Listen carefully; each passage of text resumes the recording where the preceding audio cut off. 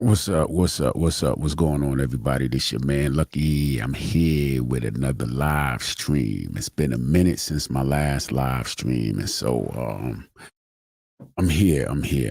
Do me a favor. If you can see me and you can hear me clearly, put a 1 in the chat. I got a lot going on with my setup, and I want to make sure I got everything set up properly. If you could see me and you can hear me clearly, do me a favor, put a 1 in the chat so I could get this thing going.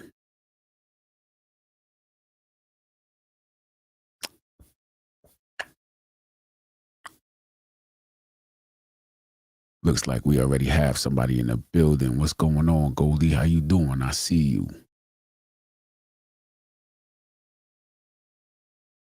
There we go. There we go. I got a 1 in the chat. All right. So I'm gonna just go ahead and get this thing started. First and foremost, I want to say thank you for everybody, you know what I'm saying, who's been tuning into my channel, checking out my content, also locking into my live streams. I really appreciate it. I'm getting my game up on my live streams, y'all. So y'all just gotta bear with me, just work with me, all right? All right, so I'm gonna talk about relationships, man, the things that I've learned over time. From being in and out of relationships, things that I've learned over time, okay? And look, y'all can jump in the chat too with the things that y'all learned as well. You know what I'm saying? I see you, Cody. Yeah, y'all jump in there too and let me know, man, some of the things that y'all learned, you know what I'm saying, over the course of your years of being in and out of relationships. All right. So look, I got a question, man. Relationships are hard, true or false? What y'all think about that? Are relationships hard, relationships easy, or what? Let me know what y'all think. Are relationships hard or relationships easy? My experience is this. For me, the better off I am as an individual, right? When I'm in a better place in my life, the relationships that I'm in, the relationships that I have just flow a whole lot better.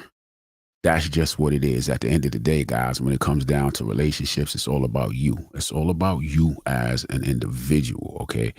I know a lot of times when we in relationships, we look at the other person ain't doing this and the other person ain't doing that and the person ain't doing right and they violating or whatever, this, that, and the third and blah, blah, blah. We blame, the dysfunction of the relationship on the other person. But at the end of the day, what you have to understand is it is totally voluntary for us to be in a relationship with somebody. It is 100% voluntary on our part and on their part. If you are in a relationship and you are not satisfied in that relationship, that's on you. It all begins and ends with you. Or if you are in a relationship and you're not satisfied in that relationship, what you got to do? What you got to do? You either work on the relationship or you get out of the relationship. Now, let me explain something to you about working on relationships. It's useless trying to work on a relationship. You have to understand that there are two individuals in a relationship. It's you and it's them. It's you and it's them. So you have to fix you and that person has to fix them. It's only two components in a relationship. It's the two of y'all. You can't fix a relationship when the two people in the relationship are broken. It doesn't work like that. You have to fix you, period. That's how it goes. You must fix you. It's that simple. Okay. So check this out. For me, myself, I'm always better off 100% across the board in a relationship when I'm at my best, when I am the best version of myself. That's just it.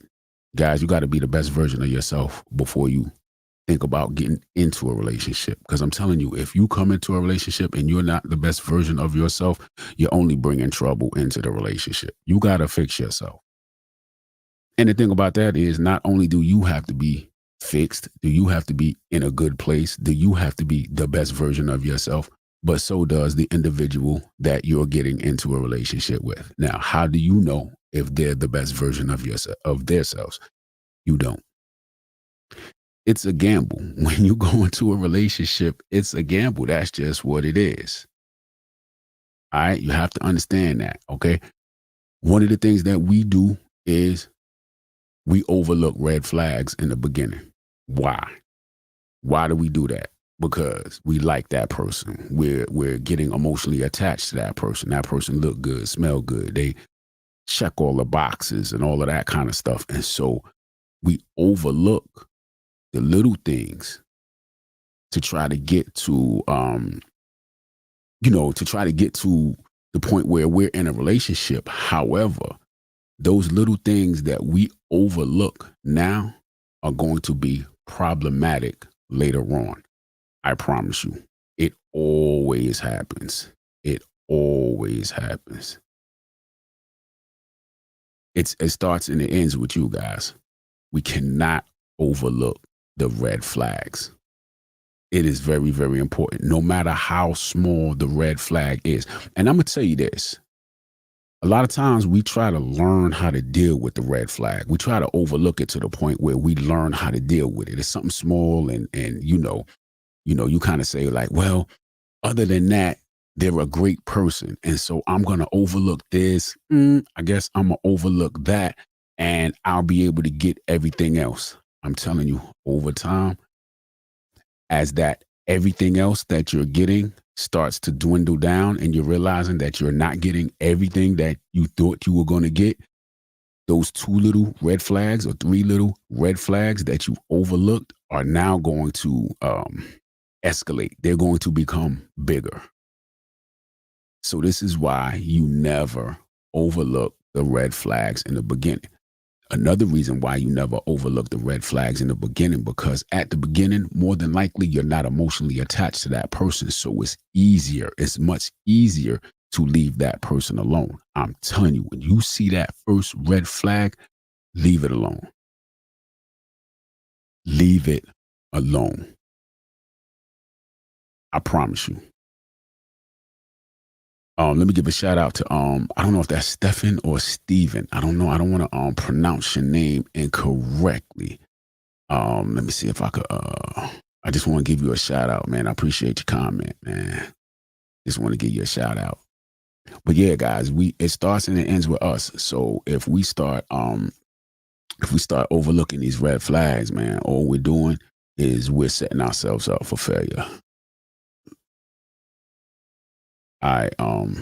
Yeah, let me shout you out, man. Great channel, saved my sanity over this last month. Solid advice. Thank you. Thank you. Absolutely. Absolutely. Listen, man, we go through it, man. We go through it, man. Especially, like I said, when we get emotionally attached to a woman or we, quote unquote, fall in love, whatever you want to call it, man. It's rough, man. And once you got that attachment, man, it's very, very hard to break.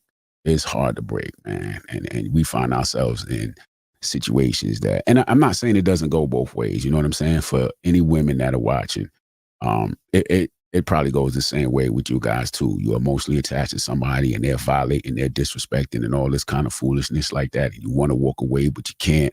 A lot of times we're scared to take a L. That's another thing when it comes to relationships. You got to take a loss.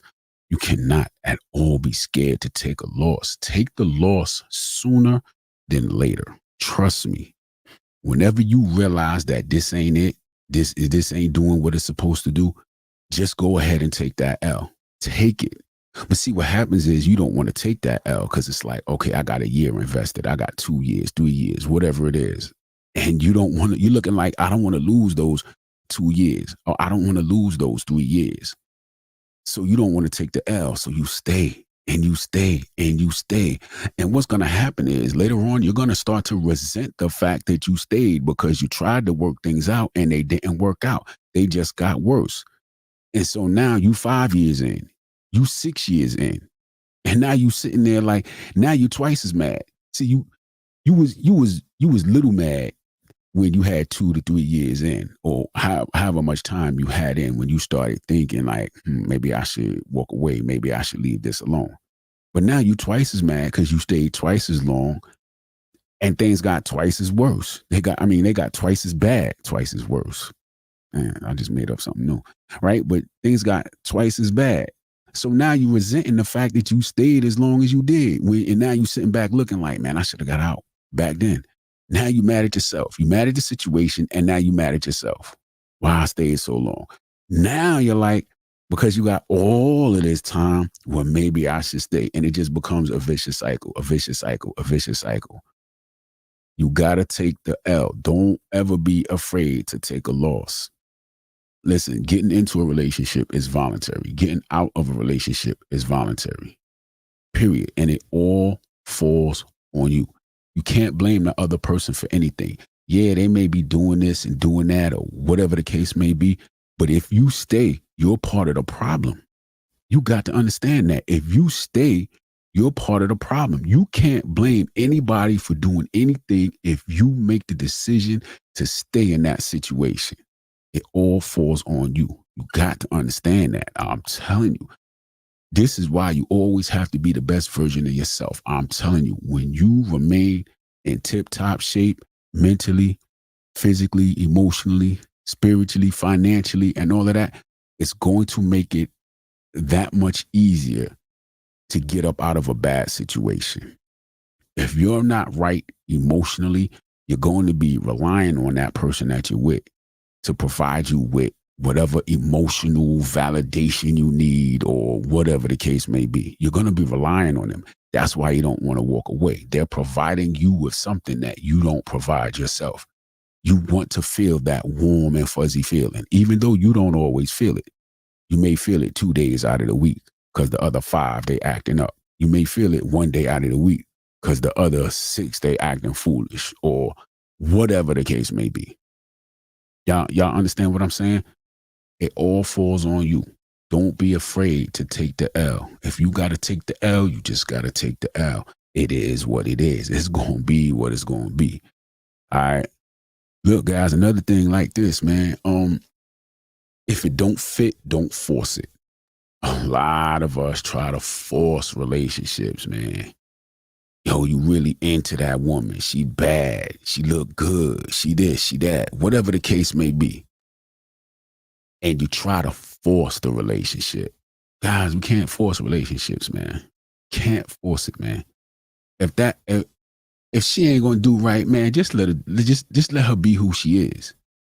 Just let her be who she is. And ladies too, same thing. Let that man be who that man is, and that's it. Now, I'm not saying you got to accept it. I'm not saying you got to take it. Okay, because I've done some content and people jump in the comment section like, oh, so you saying I'm just supposed to accept? I'm not saying you got to accept it. I'm saying you let them be them. And then you look at the situation, and if that situation don't work for you, then you got to do what you got to do. If you got to get the step in, then you got to get the step in. But I'm telling you, guys, relationships are the most important thing that you're going to have in your life, because the relationship that you are in is going to set the stage for you mentally, emotionally, spiritually, financially, all of that stuff. All of that stuff. I'm telling you, I did a piece of content saying that the wrong, and this was for the men, the wrong woman will ruin you. But in all actuality, if you stay in a relationship, if you stay dealing with the wrong woman, then in all actuality, you're ruining yourself. You understand what I'm saying? You're ruining yourself. I've seen it so many times. Guys be like, yo, man, she ain't doing this, or she ain't doing that, or she is doing this, or she is doing, or whatever. It's all on you, man. This is one thing that I've learned in life overall. Everything falls on me. Everything falls on me. I can't control every situation, but I can control me. I can control how I respond to whatever situation that I'm in. And you have to understand that life is not going to be about the things that you get into. It's going to be about how you respond to those things. Now, you got to be smart about certain situations that you get into. You have to be smart. Okay? A smart man is proactive, meaning you look at the situation and you just try to make the best possible decision that you can, the most logical decision. Look at what the possible outcomes of those situations can be. Don't just look at right here, right now. Look at, okay, what if this doesn't work? What if this goes bad? What if something happens? You got to look at the what ifs. Don't just jump into situations and you're just looking at right here, right now. Like, this is what's happening right now, and this is how I'm rolling with it. You can't do that. You have to be able to look ahead and say, okay, if this goes bad, what, you know what I'm saying? What would my situation be? Okay, if it goes this way, I'm looking at this. If it goes that way, I'm looking at this. Oh, but if it goes that way, and you have to weigh the consequences, and you have to really make a judgment and say, okay, am I willing to deal with this if this happens? And you gotta be real. You got to be real. You got to be real with it, guys. I'm telling you, you have got to. Like, it's just what it is. You know what I'm saying? How many of y'all are in situations right now that you never thought you would be in?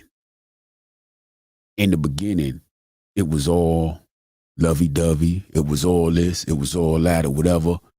A year later, 2, 3, 4, however long later, it's something totally different. Totally different. You're looking at a situation like, I never thought I would be here right now. It happens, and we have to understand that. You know what I'm saying? You gotta look ahead. You gotta look ahead. It's not always about, man, people will tell you whatever they're feeling right now. They will tell you right now what they're feeling right now. How many of y'all are in situations that somebody told you something 3 years ago, and now 3 years later, it ain't what they said 3 years ago? Come on, it happens. That's life, but you got to be prepared for that. You got to be prepared for that. You got to be prepared for that. All right. Another thing you got to understand, guys, is that you cannot control another person. In no way, shape, or form can you control another person. I don't care what anybody tells you. If you tell somebody to do something and they do it, they did it by choice. Absolutely 100%. He did it by choice. When I was younger, my pops told me to do stuff. I didn't do it because he told me to do it. I did it because I knew what the consequences were going to be if I didn't do it. You understand what I'm saying? I still made the decision at the end of the day. I could have not done it and just dealt with the consequences. I absolutely could have not done it. I had a choice. Everybody has choices. We all have choices. And you have to understand that any situation that we in, we choose to be in. We made a choice. You want to get out the situation, get out the situation. You can't control other people. You can't control what they're going to do. You can only control what you're going to do. If you don't like what they're doing, get out the situation. Have a conversation with them. If they still continue doing what they do, get out the situation. That's all you can do. Stop trying to make people do stuff. You can't. Fellas, you can't make a woman do anything. She going to do whatever she going to do. If she want to comply, cool. If she want to cooperate, cool. If she don't, hey, that's cool too. You just got to do what you got to do at the end of the day. You can't control anybody, man. Stop thinking that you can control somebody. I don't care how much money you have. I don't care how much money you make. I don't care how much money you spend. I don't care how much you go to the gym and work out. I don't care how good you look. I don't care. None of that. None of that matters. She only going to do what she wants to do, period. Can't control it. Can't make her do anything. You got to remember that, man. Got to remember that. All right? Just let people be themselves, man. And if you could deal with it, deal with it. And if you can't, then don't, you know. Next, guys, and I catch a lot of slack for this one, man. Emotional attachments, man. I'm telling you right now, when you get emotionally attached, it's a wrap. It's a wrap ski. You're done. I'm telling you right now, it will weaken you. I promise you, it will weaken you. Everybody jumps on me when I say emotional attachments are bad and this and that and blah. No, you got to be attached and blah, blah, blah. Listen, I'm not here to change anybody's mind. I'm speaking for me and my experience. For me, being detached is the only way. Being detached is the only way. Now, let me clear something up, right? Because when I say detached, I'm not saying like I'm not, I don't show any emotions. Like, I'm not saying I'm emotionally unavailable. I'm not saying that I don't show appreciation. I'm not saying that I don't show any, let me see, man, how can I say this? Like, I'm just, just hard, like, nah, I'm not saying anything like that. I'm not saying anything like that. You can be emotionally detached from somebody and still have a great relationship. It just means that, see, when you are attached, man, how can I explain this? When you are attached, man, it is like, I mean, it's an attack. It's an attachment. You get weak when you start saying stuff like, "Oh, my better half," and this and that and all that. Man, you're attached, and it's hard. It's very hard to break an attachment. Okay, and the thing about attachments is that is this: if you don't realize that you're attached until it's time to detach. Like, that's when you realize that you're attached. When it is time for you to detach, that is when you realize that you're attached. And then it's too late. There's nothing you can do about it. Okay?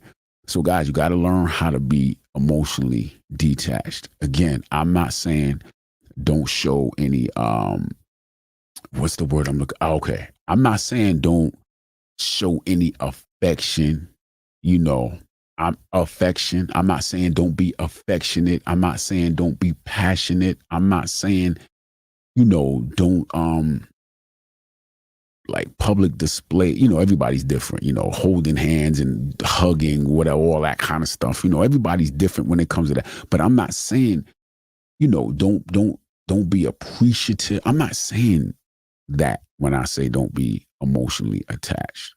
What I'm saying is don't be to the point where you cannot walk away. Okay? Do not be to the point where you cannot walk away. There are so many people that are in relationships now that are emotionally attached, and they just don't have the power to walk away. They sit back and they allow anything and everything to go on. And listen, I'm not knocking anybody, okay? Everybody has their own deal breakers, right? So I don't judge anybody if their deal breaker is different than my deal breaker. Or, I mean, everybody's relationship is unique in its own way. So whatever your deal breaker is may be one thing. My deal breaker may be something else. Just because my deal breaker and your deal breaker aren't the same, I wouldn't look at you and be like, "Oh, if you accept that, then you're foolish. And if you accept that, you're less than, nah, your deal breaker is your deal breaker. That's on you. Whatever you accept doesn't affect me. Whatever I accept doesn't affect you. So it doesn't bother me." You understand what I'm saying? I'm simply saying, if you do have deal breakers and those boundaries are crossed to where somebody did your deal breaker, somebody did something that you say is going to break the deal, then you got to break the deal. That's all I'm saying. Break the deal. And if you have trouble breaking the deal because of a deal breaker that you have in place, 9 times out of 10 is because you're emotionally attached. That's just what it is, man. If you don't have the power to walk away, you're more than likely you are emotionally attached. All right. So yeah, man, try your best not to get emotionally attached. And the way that you avoid getting emotionally attached is by having your own life. Look, one of the mistakes that we make in relationships is that when we get into a relationship, right, we start shifting. We start doing the things that we weren't doing before, or we stop doing the things that we were doing before. If you was a guy and you hung out with your friends, you stop hanging out with your friends. If you was going to the gym on a daily basis, you stop going to the gym. If you was working a lot of overtime, you stop working overtime. Whatever the case may be, you stop doing those things because you want to spend more and more time with her. Now, what happens is the more and more time you invest with somebody, the more you become emotionally attached. Okay. And so now you basically don't have a life. You're not on your grind. You're not on your purpose. You don't have a life. She becomes your life. And that's what causes the emotional attachment. You guys, you got to keep doing what you were doing in the beginning. Keep doing it. The things that you were doing is what attracted her to you. You understand what I'm saying? And see, we get it twisted like, oh, okay, now we're in a relationship, so I got to spend more time. Keep doing what you're doing. Keep doing what you are doing. That's all I'm saying. Okay. All right. Look, another thing, man. I talked about this, man. Disrespect. When it comes to disrespect, do not allow disrespect. Now, my level of disrespect may be different than your level of disrespect. I'm not going to tell you what disrespect is to you. One of the things, guys, I need you to pay close attention to this, okay? Pay close attention when it comes to disrespect. Sometimes the things that we might consider disrespectful might not be disrespectful. As men, we have egos, we have pride, and we have egos. So sometimes something might be said that might not be disrespectful, but it's something that hurts your pride. You got to be able to differentiate between the two. You also have to be able to tell the difference as to whether whatever it was that was said was purposely said to bruise your ego, even though it might be truthful. You understand what I'm saying? It might be truthful. Whatever it is that she said that you considered to be disrespectful might not necessarily be disrespectful. It might just be something that is actually true, but it bruised your ego. Now, I don't really consider that disrespect. I think it's a blow to your ego. It might have hurt your pride or whatever the case is, but it might not be disrespectful. But again, you got to look at the context in which, it was said to you. So it might be something that's true, but it was just used to make you feel some type of way. It might have been used to hurt your ego. But sometimes you got to understand, man, sometimes as men, man, we got our egos, too far ahead of us. And, we can look at things as, that was disrespectful, when it might not have really been disrespectful. It just kind of bruised our ego. All right. So guys, never accept disrespect, man, to keep somebody in your life. You don't do it, because I'm gonna tell you something, man. Any unchecked or any unaddressed disrespect is only going to lead to more disrespect. Okay. That is a guarantee. That's what's going to happen. It's just going to get worse. See, when you have a standard, you have to maintain that standard. And anything less than the standard you have set now becomes the new standard. That's just it. Listen, it's just like, I don't know, if you have a job, right? And you got to clock in at 8:00 and you get there at 8:05 every day. Nobody says anything. Nobody does anything, nothing. Man, what's going to stop me from coming in at 8:05 every day? Even though the time I'm supposed to get there is 8:00, ain't nobody say anything about it. Ain't nobody doing anything about it. It is what it is. And that's how that's pretty much how it goes. After a while, man, I've been getting there 8:05 for however long, man. I'm going to slide up in there 8:10. I'm going to slide up in there 8:10. Ain't nobody going to say nothing. Ain't nobody going to do nothing. That's just what it is. So you never let any disrespect go unaddressed. You never let any disrespect go unchecked. Now, I said this in one of my pieces of content too. There's a time and a place for everything. I'm basing this off of how I move. Okay. There's a time and a place for everything. Sometimes, in my opinion, and I know a lot of people going to jump out there. No, man, you address it right then and there every single time, period, point blank. All right, cool. That's not how I do. You understand what I'm saying? That's not how I do. For me, I'm going to look at the situation. I'm going to look at where we are, what's going on, because I'm not trying to, I don't know what direction things might go. And I'm not trying to, if I'm at an event, someone else's event, someone else is having a party, or someone is having a nice event or something like that, and something happens, okay, at that particular point in time might not be the right time for me to address it. Okay, maybe I need to get her and be like, yo, let's step outside for a second. Maybe I need to just sit tight for 15 minutes for things to, whatever, and then address it. You know what I'm saying? Not every single thing needs to be addressed at that moment. And sometimes you got to look at yourself, look at your condition, look at your situation, look at how you're feeling about what just happened. If if your adrenaline is going, you know what I'm saying? The blood is boiling and all of that. More than likely, it's not going to be good. More than likely, it's not going to be good, guys. This is where I always talk about emotional intelligence, man. You kind of got to know when to hold them and you got to know when to fold them. I'm not saying don't address it. I'm not saying don't address it. I'm simply saying be strategic about it. That's it. Now, this is all my opinion. This is all based off of my experience, okay? The man that I am and the type of women that I deal with. Now, you might deal with a totally different caliber of women to where, hey, you got to just jump on it right then and there. I know absolutely nothing about that. I don't deal with, maybe we deal with different type of women, So maybe based on the type of women you deal with and the type of man that you are, maybe you got to jump on it. You might just have to jump on it right then and there. For me, the type of man that I am and the type of women that I deal with, oh, nah, I don't. I can just give that look. I can kind of look over like, oh, you know what I'm saying, like, and you know what I'm saying. Usually,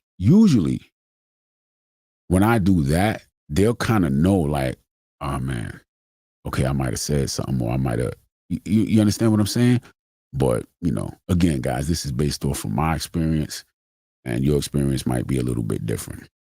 All right, but yeah, don't let any disrespect go unchecked or unaddressed, because unchecked, unaddressed disrespect only leads to more disrespect. Period. That's all it does. All right.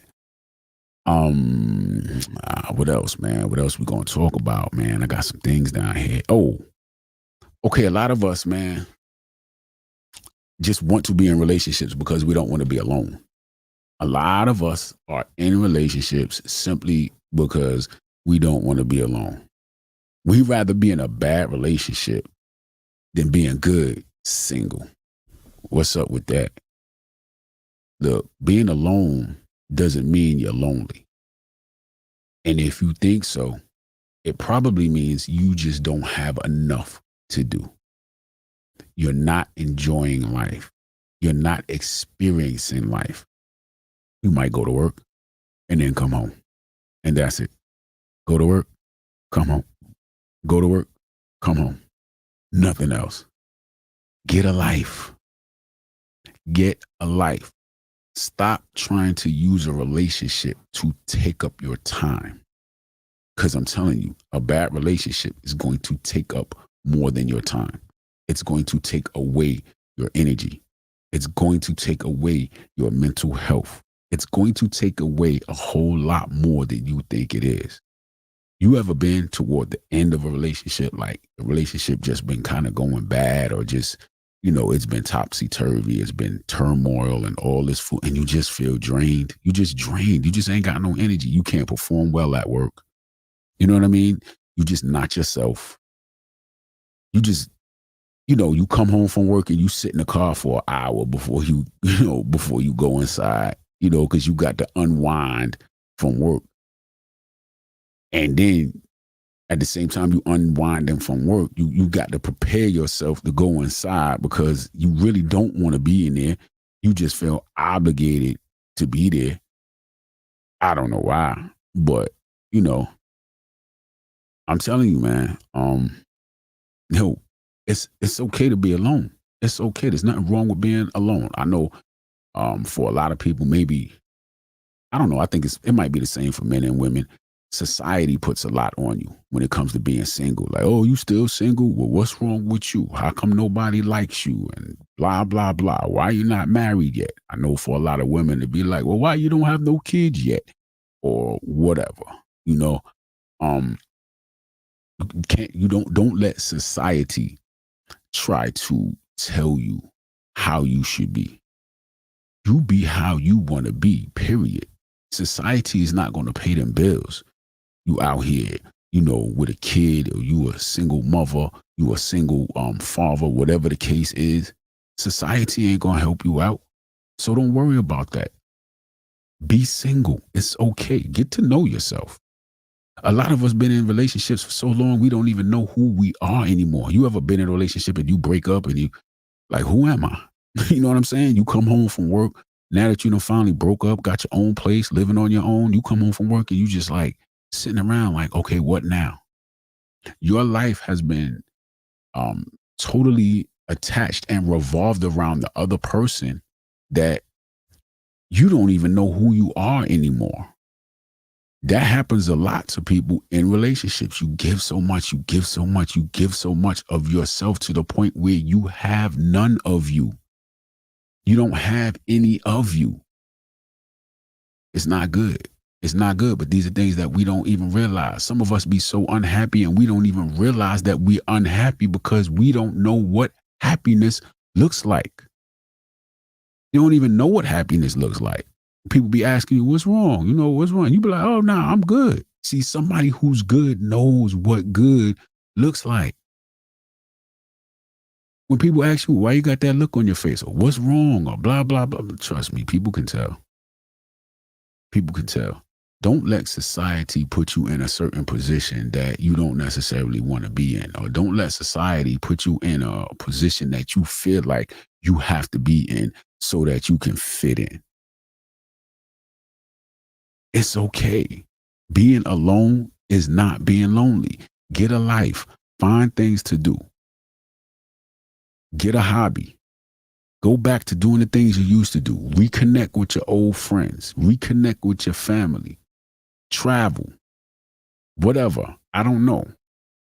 Work more overtime. Keep your mind occupied. This is another thing when it comes to, relationships coming to an end. People be like, this is the hardest part. This is the hardest thing about going through a breakup. Okay. This is the hardest thing.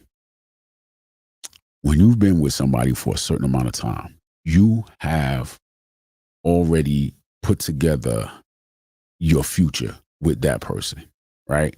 You're thinking about, we're going to do this. We're going to, if you're not married, you might be thinking about, oh, we're going to get married. If you don't have kids, you're thinking about, oh, we're going to have kids, whatever the case may be. But you being with that person, you have built a future. Okay. You have built a future, and that person is included in the future, in your future life. You can see yourselves growing old together, right? Till death do you part, forever, forever, ever, forever, ever, whatever the case is. And then what happens is when the relationship comes to an end, you feel like you have no future because your future included this person right here. And so you don't know how to reprogram your mind that, okay, this person's not going to be a part of my future. It's so difficult to reprogram your mind. So instead of you and that's where stuff like, the depression, anxiety, whatever, stuff like that, right?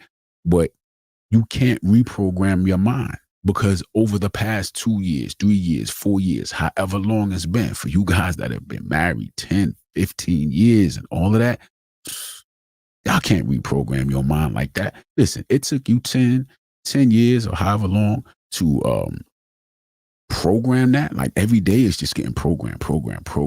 It probably is going to take that long to reprogram your mind. You understand what I'm saying?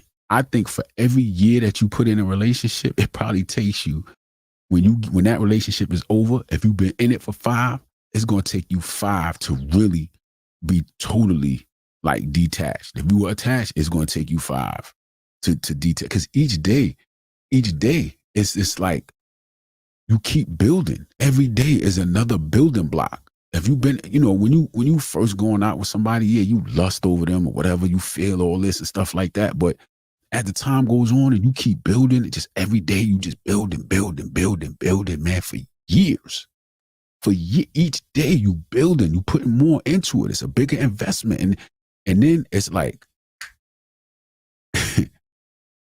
and now your mind is just like, oh yeah, like your brain is gonna like short circuit. It's like it don't register, and that's why you go through all of the turmoil, everything that you're going through when you're going through a breakup. This is why, like, you don't want to let go. It's like, hold on, like, what do you mean? Like, this is my life. Like, this is my whole. I have no future. I have people be feeling like I have no life. Like without you, I have nothing. Yo, that's how it be sometimes, man. Especially, like I said, when you get emotionally attached and you don't have a life outside of that person, Man, it's bad, man. It's really bad. That's why you got to maintain. You got to have your life, man. You got to keep doing what you've been doing. Don't stop doing what you've been doing. Your life can never revolve around somebody else, fellas.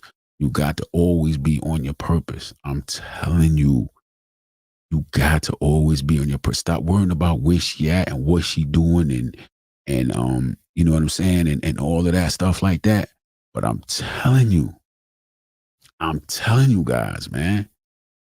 I'm telling you guys, man, you got to be on your grind. You got to be on your purpose, because when you put all of your time, your energy, and resources into somebody else, right? And you put everything that you got into that. And then now, like, she wants to leave. She want to go. She don't want to be there no more, which she has the right. She has the right, guys. You have to understand that. You can't hold her hostage. If she doesn't want to be there, let her go. But it's hard to let her go, because it's like everything you have is walking out the door. Every single thing you have is walking out the door. And that's a tough pill to swallow. It's a tough pill to swallow, especially as a man.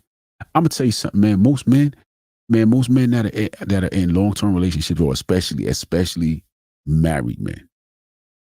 Married men are in situations where we give so much of everything that we have that in all actuality, even though we're in a relationship, we really don't have anything in the relationship. We go to work, we have just enough money to put gas in the car, maybe eat lunch every day, and that's it. We go to work, man. We work 8, 10, 12 hours. We working on our day off. We working on holidays. We doing everything, and we're not getting a good return on our investment. But guys, man, that's on you. That's on you, man. It's a tough pill to swallow, but at the end of the day, man, that's on you. That's on us. Of course, we're not expecting for that woman to, violate. We're not expecting for that woman to betray, cheat, all this kind of stuff. You're not expecting it. But when it happens, you get that your mind short circuit. So you like, yo, hold up, man. I put my all. I put my everything. Guys, man, listen, you got to be careful. I'm gonna tell you this, man. I'm gonna tell you this. You always gotta keep your options open. Now, let me be clear. In a relationship, when I'm saying you always got to keep your options open, what I'm saying is this. I'm not saying that you got to have women on it. You got to have a chick on the side. You got to have a work wife. You got to have a side piece or whatever. That's not what I mean when I'm saying you got to keep your options open. What I'm saying is you got to have an exit plan. You got to have an option of being able to get up and walk away. Most men are in situations where they can't walk away because of finances. I can't afford to leave. This is why a lot of guys be like, yo, it's cheaper to keep her. Most men can't afford to leave. So men, you got to keep your options open. You got, and I'm not saying like,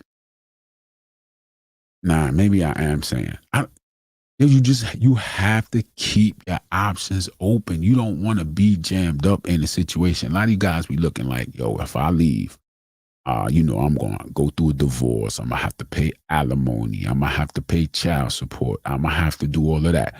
And so you decide to stay.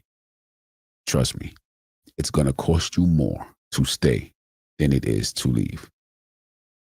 I promise you. Maybe not in dollars, but in your mental health, in your mental, it's going to cost you more to stay than it is to leave.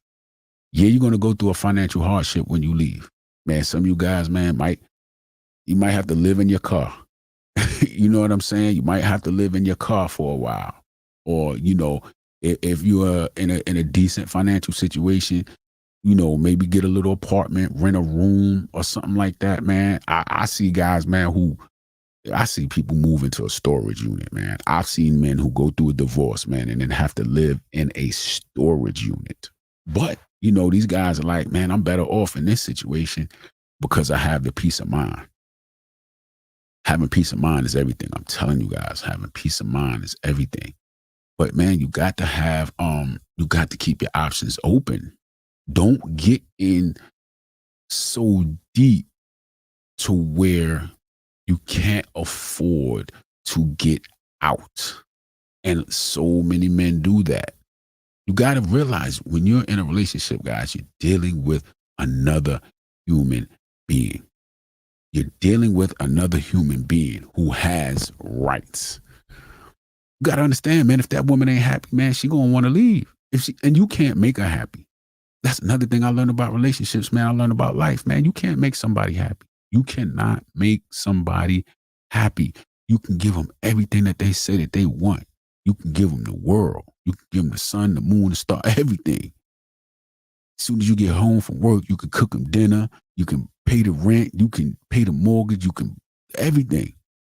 Man, if that person decides they don't want to be there anymore, what you going to do? What you going to do? You can't hold them hostage. What you going to do, man? If they want to leave, they going to leave. Y'all got to understand that, man. Y'all got to understand. I don't want to say it's a gamble, but it's a gamble. Feelings change, man. People change. Let me tell you something. If you the same guy that you were 10 years ago, something's not right. If there is absolutely nothing about you as a man that has changed over a 10-year period, then I don't know. I don't think that's good.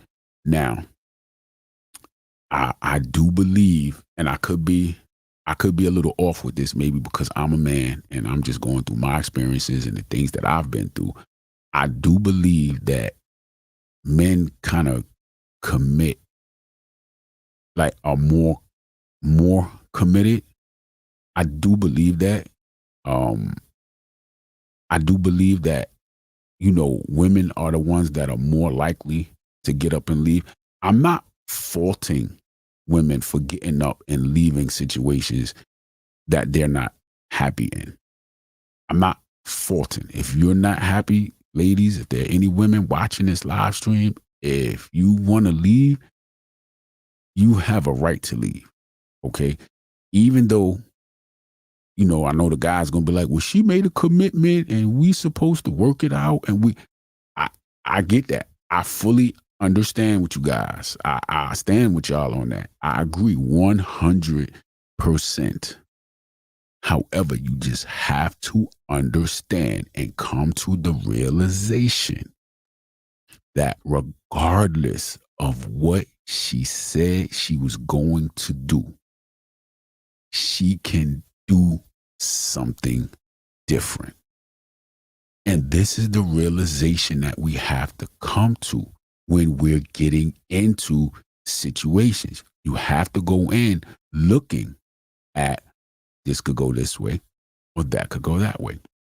Like I said. And it's a bad experience to go through. Like, let me tell you something, man. When I think of the word commit or commitment, I've always automatically attached forever to the word commitment. I thought when you commit, that was like forever. But I have a different view on it now. Now it's like commitment is simply for the time that you're committed. Like as soon as you flip the switch and say, okay, I'm no longer committed, then whatever commitment you made, it's no longer a commitment. Like a commitment, is it permanent? Is a commitment permanent or is commitment temporary? Is a commitment simply saying, while I'm in this situation, these are the things that I'm going to do. However, once I'm out of the situation, I'm not going to do those things anymore.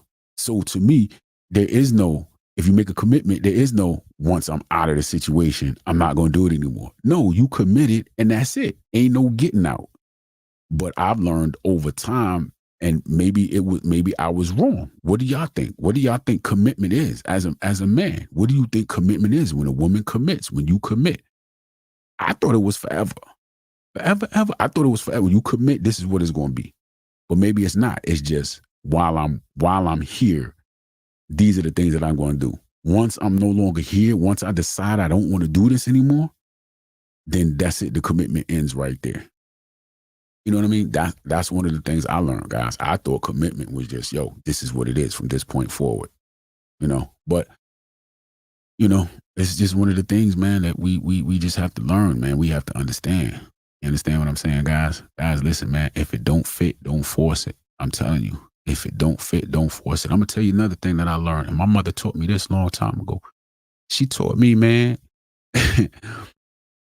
don't like who I like who likes me. And when I was younger, man, I couldn't understand that. I'm like, man, what you talking about? She was like, don't go for the woman that you like, man. You go for the woman that likes you. It took me I ain't gonna say it took me a long time to realize it, but I totally understand what it is that she means. So guys, you got to be careful, man. A lot of you guys out here chasing women, man, that really don't want you. A lot of you guys are getting into relationships with women that really don't want you. A lot of y'all are getting into marriages with women that really don't want you. You understand what I'm saying? You got to go into it knowing that it's one-sided. That's how you have to look at it. You have to look at it like, yo, this is one-sided. It's your side and that's it. I'm not saying that it's going to be your way and your way only. That's not what I'm saying right now. That's not what I'm saying. If that's how you live, if that's your ideology, it's either your way or no way, that's fine.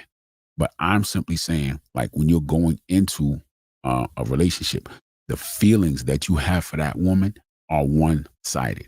It's how you feel about her. That's all it is. Let me tell you something. You cannot feel how somebody feels about you. You cannot. You cannot feel how somebody feels about you. And if you think that you can feel love, you know what I'm saying? If you think that you can feel love, then you don't know anything about feelings. You don't know anything about emotions. Let me explain something to you. And I'm gonna try to explain this the best way that I can. Okay, first of all, when you love somebody, right? When you have feelings for somebody, those are feelings that you fabricate within you based on, her looks, her conversation, her personality, whatever it is that has you, emotionally attached or in love or whatever to this woman. It's fabricated by you. You make it up in you. And a lot of times we can't control it. Like, you can't really control who you like. Like, when you're attracted to somebody, you just attracted to them for whatever reason. The great conversation, they're funny, you laugh and you joke, whatever. You get in there and it feel good, whatever it is, it's fabricated within you. Okay. And ladies, it's the same way for y'all. Y'all have to excuse me if there are any women watching. I talk to men, so you're going to hear me talk about guys. You're going to hear me talking to the guys. But the feelings that you have are you make those feelings.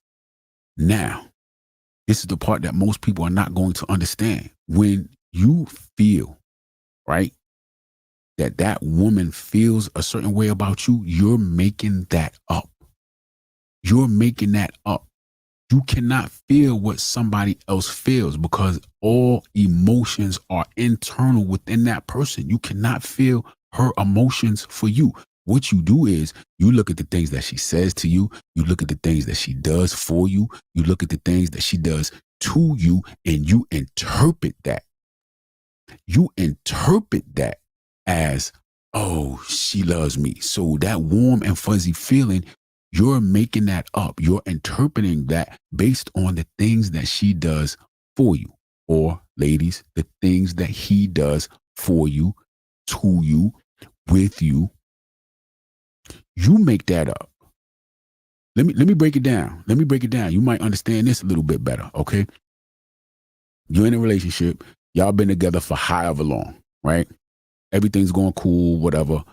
One day, some way, somehow, you find out that person that you're with, your spouse, your significant other, boyfriend, girlfriend, whatever the case is, that person that you're in a relationship with, you find out that they've been seeing someone else, right? You find out right now that they've been seeing someone else. Now, just yesterday, everything was fine. Everything was cool. Everything was going good. Y'all were happy, everything. You find out today that they've been seeing somebody else. And now that's a problem for you, right? What you gonna tell yourself? Think about it. Think about it. For anybody that's ever been in this situation, when you sitting there, when you found out like, oh, you've been doing this and you've been doing that and blah, blah, blah. And now they're telling you, oh, but you know I love you. What's the first thing you're gonna say? You don't love me if you doing this and you doing that. It's you told, see, and the thing about it is when you found out today, you telling yourself today that person don't love you, right? So now you got all the hurt feelings and all of this stuff, right? Just yesterday they loved you. Today they don't because of what you found out today. But they've been seeing this person for the past 6 months, let's just say, for the past 6 months. But you didn't know. You had no clue that they were seeing somebody for the past 6 months. But for the past 6 months, you've been happy, everything been going well, and you've been getting that warm and fuzzy feeling because of the things that they were doing. Now that you found out that they did something else, now you tell yourself, oh, nah, you don't love me because you wouldn't be doing this and you wouldn't be doing that. Let me tell you something, man. The feelings that you feel, right, that somebody else has for you, you're making it up because of the things that they do for you, with you, and to you. You cannot feel somebody else's feelings. You look at that situation, man, they were talking about with Shaquille O'Neal and his ex-wife, and everybody's making a whole big thing about, she said she don't even know if she ever loved him. She just she loved the thought of him, like the thought of being married and having a family and all that. And they have a bunch of kids and all this kind of stuff. And everybody's saying like, oh man, well, she's wrong for that. She's wrong for that. And, you know, Shaq this or whatever like that. Yo, you can't. Now, whether or not Shaq felt that, you know, his wife had no love for him or whatever, I don't know. But he stayed in the situation. He did whatever he did. You understand what I'm saying? See, he was happy with whatever he was getting out of the relationship. So at the end of the day, it doesn't matter how she felt because he was getting what he was getting. In his mind, he felt like, well, she loved me. He was getting the warm and fuzzy feeling. So that's all that matters. You never know what somebody else is feeling for you. You never know that. And you have to always understand that. You cannot feel what somebody else feels for you. You cannot. It's something that we make up on our own because, yo, at the end of the day, who said, is that Teddy Pendergrass? Feels so good loving somebody when somebody loves you back. See, that's the part we looking for. We all want to be loved. So it feels so good when you love somebody and somebody loves you back. Now, as soon as you found out that that person wasn't doing right, it didn't feel no good because you love somebody, but somebody don't love you back. That's what you tell yourself. You understand what I'm saying? This is what we tell ourselves. You got to understand that. This is what we tell ourselves. This is exactly what we tell it. That warm and fuzzy feeling, you never know how somebody feels about you. You look and see how they treating you. You look and see how they moving, and you move accordingly. That's it. You move how you need to move, and that's it. You never know how they feeling about you. That's why you trust their action. You trust their actions and not their words. Because they could tell you anything, and you believe anything. You believe whatever you want to believe because you want to be loved. Right? We all want to be loved, right? Look, man, ain't nothing wrong with it, guys. You want to be loved, ain't nothing wrong with it, man. That's all right, man. It's okay. You could say it, man. But yeah, guys, man, I'm telling you, man, you got to don't get in too deep, man. Don't get in too deep, man. Got to keep your options open, man. You always got to keep your options open, man. You understand what I'm saying, guys? Another thing, man, I'm tell you straight up like this, man. Relationships, in my opinion, have absolutely nothing to do with love, man. And here we go again. A lot of people going to jump on me because I said that, man. I do believe that relationships have absolutely nothing to do with love. A relationship is an agreement. It's almost like a business. Okay. And what happens is when you try to mix the freeness of love and the restrictions of a relationship, it don't mix. Think of it like this. When I say a relationship is a business, this is exactly how I want you to think about this. Okay. This is how I want you to think about relationships. Anybody out there that has ever started a business, what's the first thing people would tell you when it comes to starting a business? Don't hire friends or family. Why? Because the business relationship versus the friendly or the family relationship, the two don't mix. This is what happens with relationships. It's a business, right? And then you got the ship, you got the friendship, you got the family, right? You have the emotional side, right? Whether it's friendship, whether it's whether it's family or whatever, and you're combining business and then you're combining with this relationship over here and you're putting it together and the two don't mix. That's exactly what it is when you're getting into a relationship. When you love somebody and you're getting into a relationship, you're putting restrictions on that person. First and foremost, relationships, in my opinion, are selfish. They're for you. They're for the individual. They're for you. Nobody's going to get into a relationship that they're not getting something out of. Why would you go into a relationship with something that you're not getting out of? I don't know. Let me know. Somebody hit me up. Let me know. What is the point of getting into a relationship that you're not getting anything out of? Relationships are about leverage. You understand what I'm saying? You have something, they have something, and now y'all gonna come together, like the barter system. You remember back in the days when they had the barter system, where I got grapes, you got apples, I need apples, you got grapes. We barter. No money exchanged. We just exchanging goods. At the end of the day, that's what it is. But then when you put love into it, now it just gets it really messes it up. It really that emotional attachment, that love, it messes up a relationship. I really 100% truly believe if you 100% totally love somebody, don't get into a relationship. Or if you want a relationship to work, get into a relationship with somebody who you're not going to get emotionally attached to. Those are the only ways that I see relationships really working long term. If you look at the old heads, like grandparents, great grandparents, or whatever, it for the most part, they needed each other, like for survival. There was a need for one another. Forget about the love. Throw the love and all of that out the window. We need each other. Those are the relationships that last. I see couples who fuss, fight, argue, and they're arguing. It's not even because they love each other. They just sick and tired of each other, but they understand that they need each other.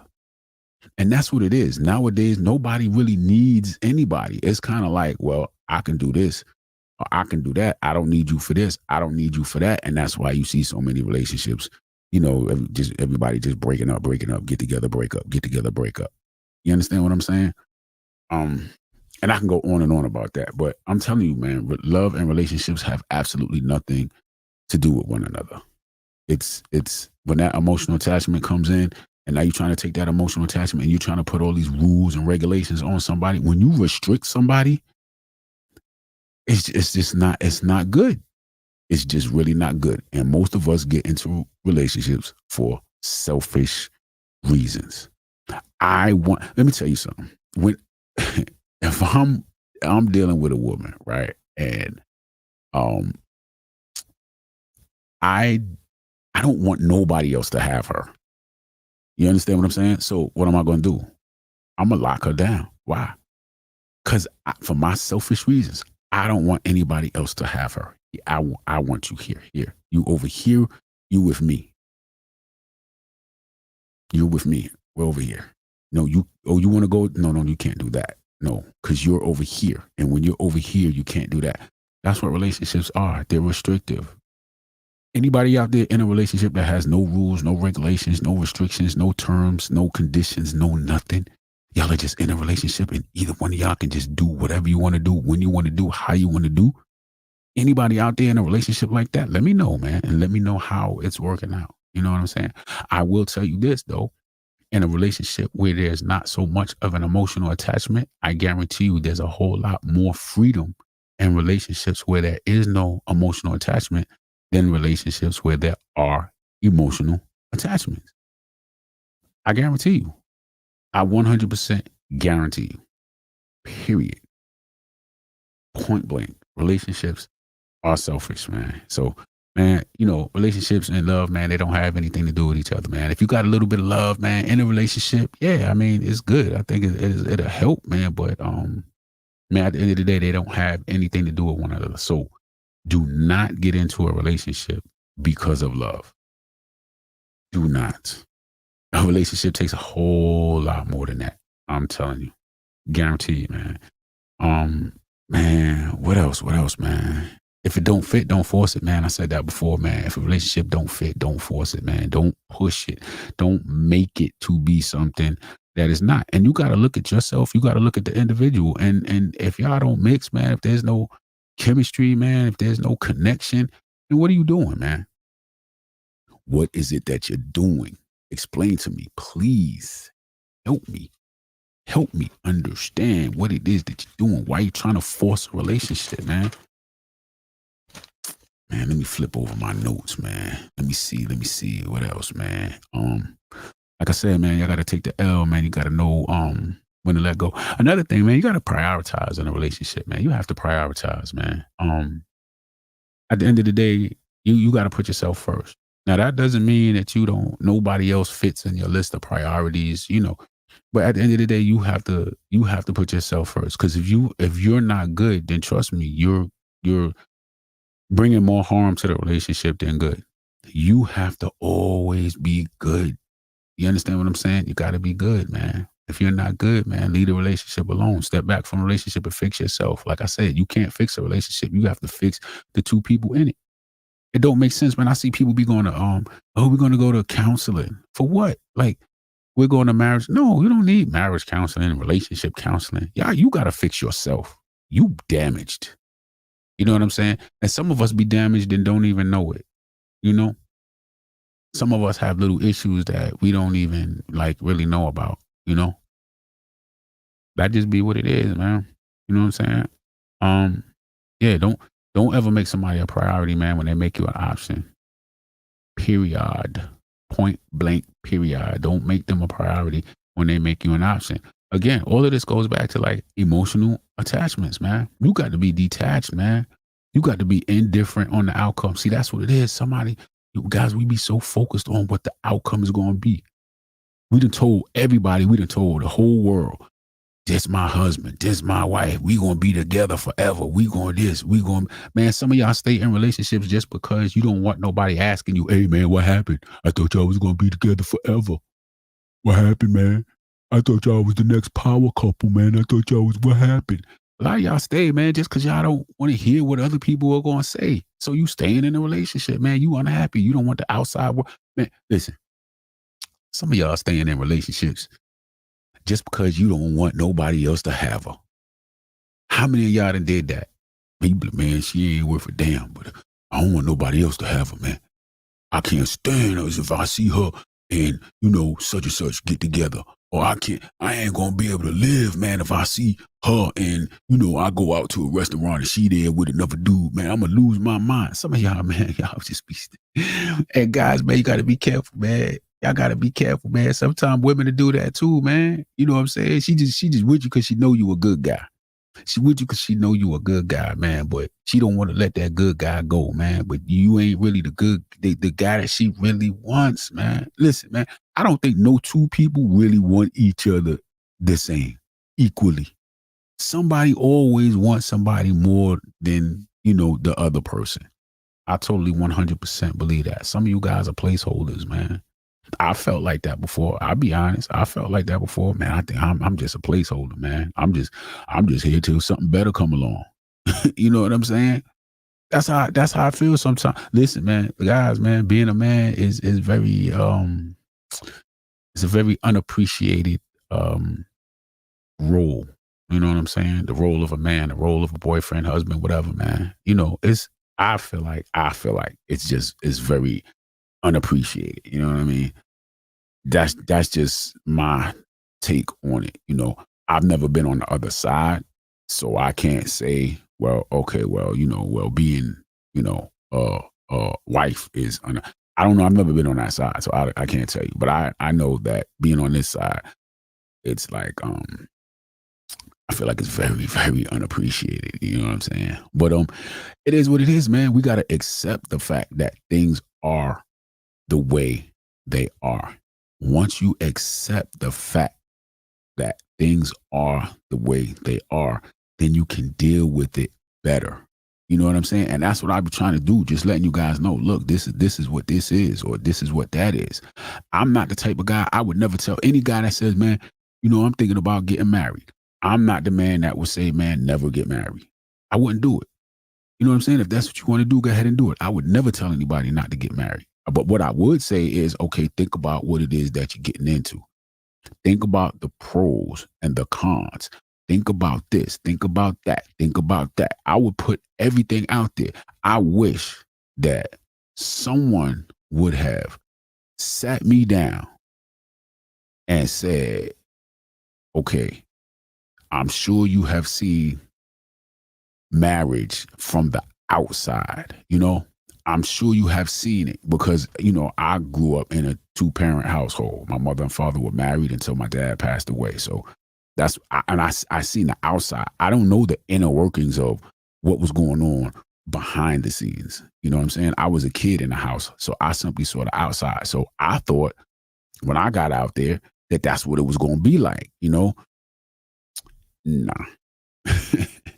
Nah, not at all. However, I wish somebody would have sat me down and said, yo, listen, you know what? And the thing about it is when I made certain decisions in my life, I only spoke to the people who were on one side of the coin. So like when I thought about getting married, I just spoke to married people.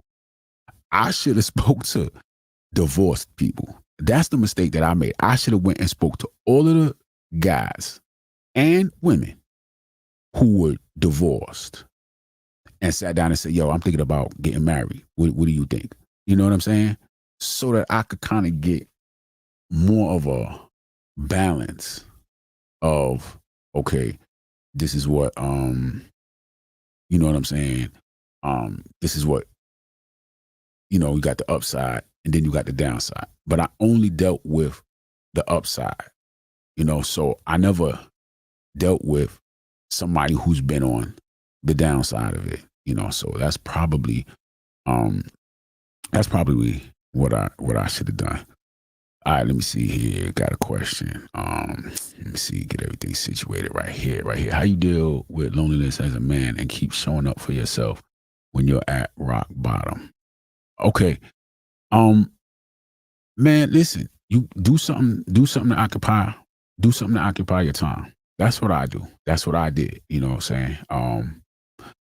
I did things to occupy my time. What I did was I started working a lot of extra hours at my job. That's number one, just to keep my mind, keep my mind off of certain things and to keep me busy. Okay. Um, I did a lot of overtime at work. I went to the gym a lot more often. If you're not going to the gym, add, a gym routine into your schedule. I went to the gym almost every day. I didn't go heavy every day, but I just went to the gym and I did what I had to do. Some days I just did cardio. I would go to the track. Some days I would kind of switch it up so that I wouldn't get bored. Hobbies when I was younger, my mom's used to have a big table and we used to get puzzles. We started out with like 100-piece puzzle, then went up to a 500-piece puzzle, then 1,000-piece puzzle, and all of that. And I started getting back into that, man. I had a table set up, where you know, I had like 1,000. I would get like a 1,000-piece puzzle and put all the pieces out, man. Put a puzzle together, but just find things to do. When you occupy your day, when you make yourself busy, you won't, like, put it like this. I had so much going on throughout the day that I would get tired. Like by the time I came home, so okay, let me give you the backstory. I went through a separation. Okay. I went through a separation, you know. So during that time, you know, I had my own place, and it's just me. I don't have kids or anything like that. I don't have family around me. It's simply just me. I don't really deal with my coworkers and stuff like that. It's strictly work, and that's that. I worked a lot of extra hours. I worked as many extra hours as I could. It kept me busy. Got in the gym, worked out. Some days I went to the gym twice a day. I would go in the morning, I would go in the evening. Now a lot of guys, oh man, you overworked yourself. Um, I wasn't going, like, I had my routine, but if I knew, like, I got off work early and I would go home to an empty house with nothing to do, I would just go to the gym. You understand what I'm saying? I was around, you know what I'm saying, like other men. And I would go there and say, okay, you know what? I got a body part that's lagging. My calves is lagging. Let me go in there and work my calves. Oh, I got to do some cardio. Let me get on the treadmill and do some cardio. Let me, you know what I'm saying? Let me do something. Um, Listen, some days I would go to the movies. You know what I'm saying? A lot of people are just not used to doing things by themselves. And some people look at people who do things by themselves as weird because they've never done anything by themselves. You understand what I'm saying? I can tell you about me. I'm an introvert. I'm cool if I'm not around people. I don't have a problem with being by myself. If there was a movie coming out, I just look and see, okay, what movie coming out? All right, I'll go to the movies. Get me some popcorn, sit down, watch a movie. It's no big deal. I'll go out to eat, you know what I'm saying, by myself. I know I like a certain type of food or I like a certain restaurant. I would go treat myself. It was never a problem for me. Me, myself, I like to bowl. I like to go bowling. You know what I mean? I never owned a bowling ball. So what did I do? I went out and bought a bowling ball. You know what I mean? I didn't go as far as to like join a bowling league or anything like that. But I had certain days when like bowling was like real cheap, like on a Tuesday. You know what I'm saying? You go on like a Tuesday night or something like that. Bowling was like real cheap. You know what I mean? Because it was the slowest night at the bowling alley, and they just wanted to get people in there. I bought a bowling ball, bought me a bowling ball, a bag, and shoes and everything. And that's what I would do. I would go there and I would perfect. Me personally, I roll, you know what I'm saying, a curveball. I like it when that ball go all the way over to the gutter and kind of sit at that gutter for a minute and then just come back over, boom. And so I just went there and I practiced that. I would go and play 3 games, and that's just what I would do. You understand what I'm saying? I would just do things. Me, I have a motorcycle. I'm a biker. I love to ride. You know what I'm saying? I would get out. I get on the bike and ride by myself. You know what I'm saying? It's no big deal. But just do things, you know what I'm saying, to occupy your time. And then I started doing YouTube. You know what I'm saying? I started doing YouTube. So um yeah, you know, it's man, it's not that bad, man. It's really not that bad. I would save up some money, you know, take a little small trip to the beach or take a little small trip to just go out of town and look and see, like, okay, well, what's going on in this area for the weekend, and just do something different. You know, my life was like a routine. I had been doing the same things over and over and over, and I hadn't been experiencing anything new. Now, I didn't have a whole lot of money, so I wasn't like just taking flights and going here and taking flight. Anything, anywhere I went, it was within driving distance. You know what I mean? But even if I drove 2 hours to, like, you know, another city or whatever, and just hung out in another city. Oh, well, this seems to be like a nice spot right here. Let me just go here or let me go there. It's not that bad, man. You get used to it, man. Trust me. It's not that bad, man. And then you'll start to realize, man, you'll start to meet people, man. You'll become a little more social if you're not social. I'm not really a social person. I'll go somewhere. I ain't got to speak to nobody for the whole night. I ain't got to speak to nobody for the whole night. And I'm good. I can do that with no problem.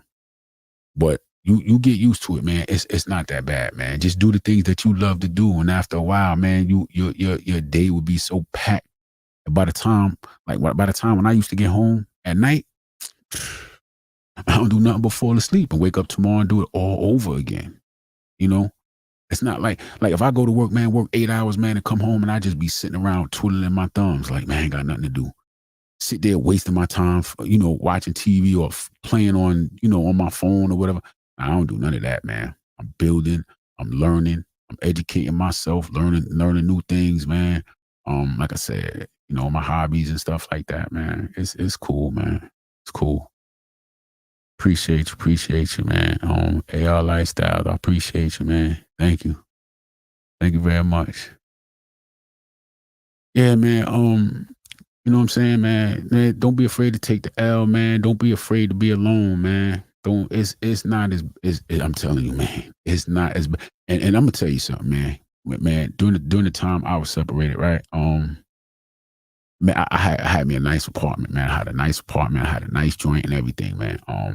And I really didn't I had to work overtime. I had to work a lot of extra hours, man, because I hadn't kept my options open, like I said. So I was at a point where I really didn't have the money to like move out or whatever. But I was gonna do it regardless. Like when I broke out, it was like, um, what happened, man? I was in the gym, man. I was in the gym going hard, man, and I was broke, man. I really ain't had no money like that, man. So my food options were limited, very limited. Now let me break this down. I'm a vegetarian, right? I don't eat meat. I don't eat any meat at all. I don't eat fish. I don't eat nothing. No, none of that. So my food options were limited because I'm a vegetarian, and they were limited because I ain't had no money. You know what I'm saying? You open my refrigerator, man. My refrigerator was ice cold. I had to turn the temperature down because it wasn't keeping anything cold. It was nothing in there. I would put water in the refrigerator, and the water would freeze. Like it was crazy. So I would have nothing but, you know what I'm saying, fruits, vegetables, and water. Um, and I stayed in the gym. I went hard. Yo, I was rocked out. If you see any of my I did a couple of like little fitness videos, and I think I got my picture on the thumbnail. Yo, I was rocked out. I was rocked out. I'm telling you, man. And yo, trust me. It gets attention. It gets attention, man. Getting that gym, man. You ain't gonna have nothing to worry about, man. Man, I'm telling you, man. You ain't gonna have nothing to worry about for real, man. Yeah, man. Man, if you in a relationship, man, and that relationship ain't working out, man, you part of the problem. I'm not saying you're part of the demise of the relationship, but you're part of the problem because you're staying in the relationship. It's strictly voluntary, man. Don't ever feel obligated to be in a relationship. Don't feel obligated, man. If it ain't working out, man. If it ain't working out, man, and you gotta let it go, man, just let it go, man. Who that Teddy Pendergrass? Nah, it was that Luther. I don't know. I think you better let it go, man. Just let it go, man. Let me tell you something, man. I didn't walked away. I didn't walked away or been through several breakups, right? And you bounce back. You bounce back from each one of them, man.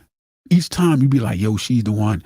Um, Yo, we gonna go the distance or whatever, and you learn relationship skills and stuff like that, man. In this relationship, it just goes, it goes, it goes, it goes, man. You get to the point where it's like you going through a breakup and you like, I got to start all, and you thinking like, yo, that's the one. I'm telling you, man. When I look back, man, and I count, man, the relationships that I like, this, yo, each time you come back from it. Each time you're gonna come back from it, man. So yo, just take that L. You're gonna come back from it, man. Let me tell you something. Y'all ever experienced this? Man, you dealing with a woman, whether you was in a relationship or not in a relationship, whatever. Let's just say you was in a relationship, man. Things didn't work out. Y'all go y'all separate ways, man. And in some way, somehow, y'all bump into each other and you see her and you be like, and then you kind of gotta think like, hey, did she look like that when I was over here? I had the bubble guts. I couldn't eat. I couldn't sleep because me and her were going through a breakup. She violated me, and I over her. Man, let me tell you something, man. The attachment that you have to a woman, man, is going to affect your attraction level to her. Trust me, man. I'm telling you, man. Once you break that attraction, man, and you over it, and you look at her, she's not going to look the same. I'm telling you, man. I'm saying, man, is no breakup that I have been through that I look back now at that woman and I be like, ooh, man, I missed out. Nah, none of them. I be looking at them like, yo, what was I thinking? You know what I'm saying? I be like, yo, what? And I'm telling you, it's like almost like right after. It's not like you go 10 years later. Yeah, I mean, a lot of times, man, depending on the woman, man, usually, man, women just gain weight over time or whatever. Unless you're dealing with a woman who works out a lot and stuff like that, she might maintain her figure and everything like that. But I mean, just as we get older, period, men too. You know what I'm saying? But I just know that everybody that I done dealt with, when I look at them, I just be like, like if I happen to bump into him or something like that, or see him, or somebody be like, oh, I saw such and such. We took a picture. You'd be like, ooh, like you be like, yo, I dodged a bullet. You understand what I'm saying? Yo, I dodged a bullet, man. Like, yo, God, oh, ah. You know what I'm saying? But yeah, man, don't be afraid to take that L, man. You know what I'm saying? You part of the problem, man. If you stay in a relationship that you don't want to be in, man. All right, so check this out, man. At this point in time, what I'm going to do is, right, I want to address, man, some of the comments that I get on the content that I put out, right? I'm probably just only going to address one comment. I'm going to address one comment and one reply to that particular comment, right? So basically, let me see if I can pull it up, man. I'm about to mess something up, y'all. I know it. But just give me a second, man. I want to pull this up because it was a great comment, and then it was a great reply to the comment as well. Man, I got a lot of stuff, man. I could just go on. Let me see how many people. We got a couple people, man. I might be able to just keep going. If y'all want to just keep going, man, I could just keep kicking it, man. You know what I'm saying? I could just keep kicking it, But I want to address, let me see. I want to talk about this. It was a gentleman. Now, because I'm looking for it, man, I ain't gonna be able to find it, right? But it was a guy who said, give me a second, y'all. Give me a second. Give me a second, man. I appreciate everybody who jumps into the comment section on my videos, man. I really appreciate it. Whether we agree or disagree or, whatever, man. I just appreciate seeing everybody's perspective on, you know what I'm saying, life, relationships, man, what y'all been through. And stuff like that, man. A lot of times as men, man, we I, we don't talk. You know what I'm saying? We don't express what we're going through. We don't we keep all of that stuff inside, man. They say men suffer in silence, man. And that's, man, 100%, man. I'm telling you, man, we men, man, we be going through some things. And a lot of times, man, you got a lot of guys, man. I see a lot of guys talking a lot of stuff, man, that put it like this, man. Everybody's not there. Everybody's not there. You know what I'm saying? I would never jump out here and call a man weak because he's going through, you know what I'm saying, a tough time with his lady. I can't leave. I don't know what's going on. She disrespected me. I don't want to let her go. And a lot of guys, man, you weak. You weak. Man, listen, man, you human. You human and you going through something, man. We've all been through it, man. A lot of us ain't going to jump on here and probably be like, oh, let me tell you what's happening or whatever. But yo, we've been through it, man. Any man that say he ain't been through it, man, he might not be really truthful, man. It's possible, man, but I'm just saying, man, I think that we have all been through stuff, man, and it is what it is, man. Man, where is my okay, so anyway, what happened, man, it was a guy.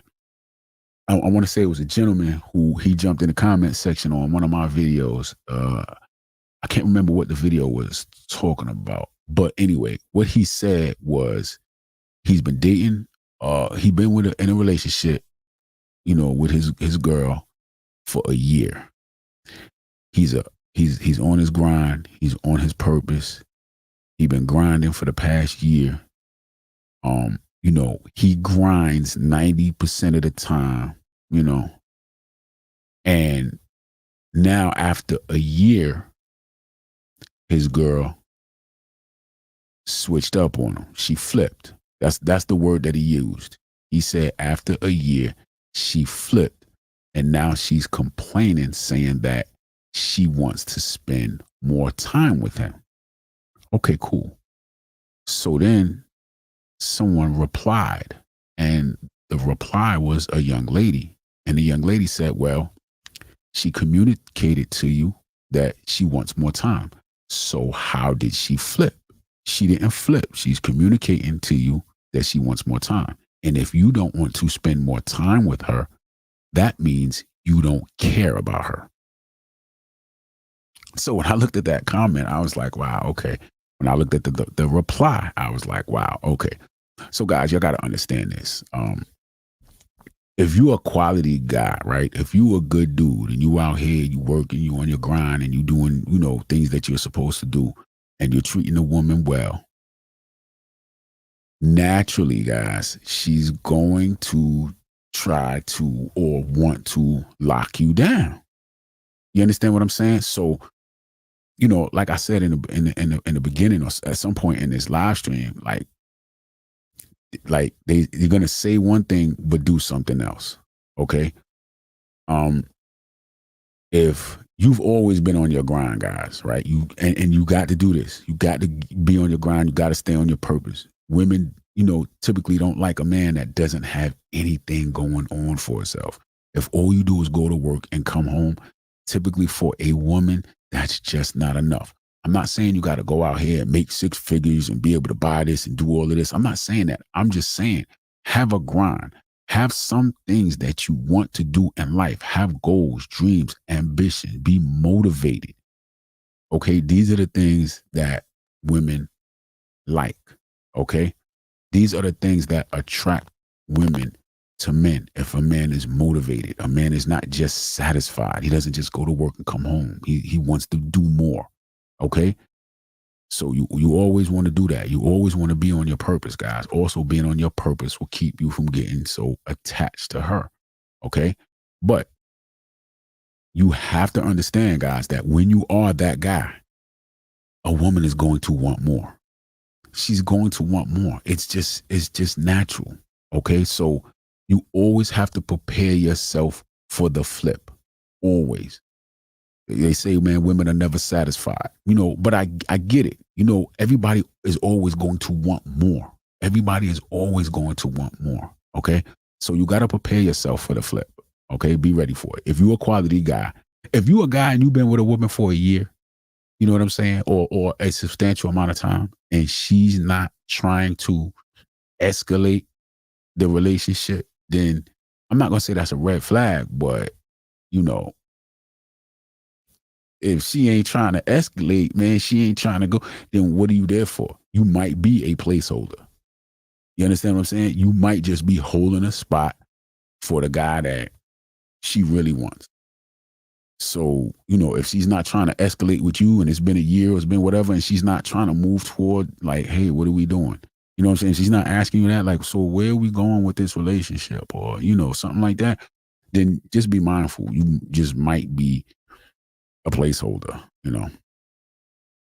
It's maybe she doesn't want to go anywhere. Maybe she's cool with just you being over there, her being over here, and y'all just doing your thing. My opinion is that's the best thing, man.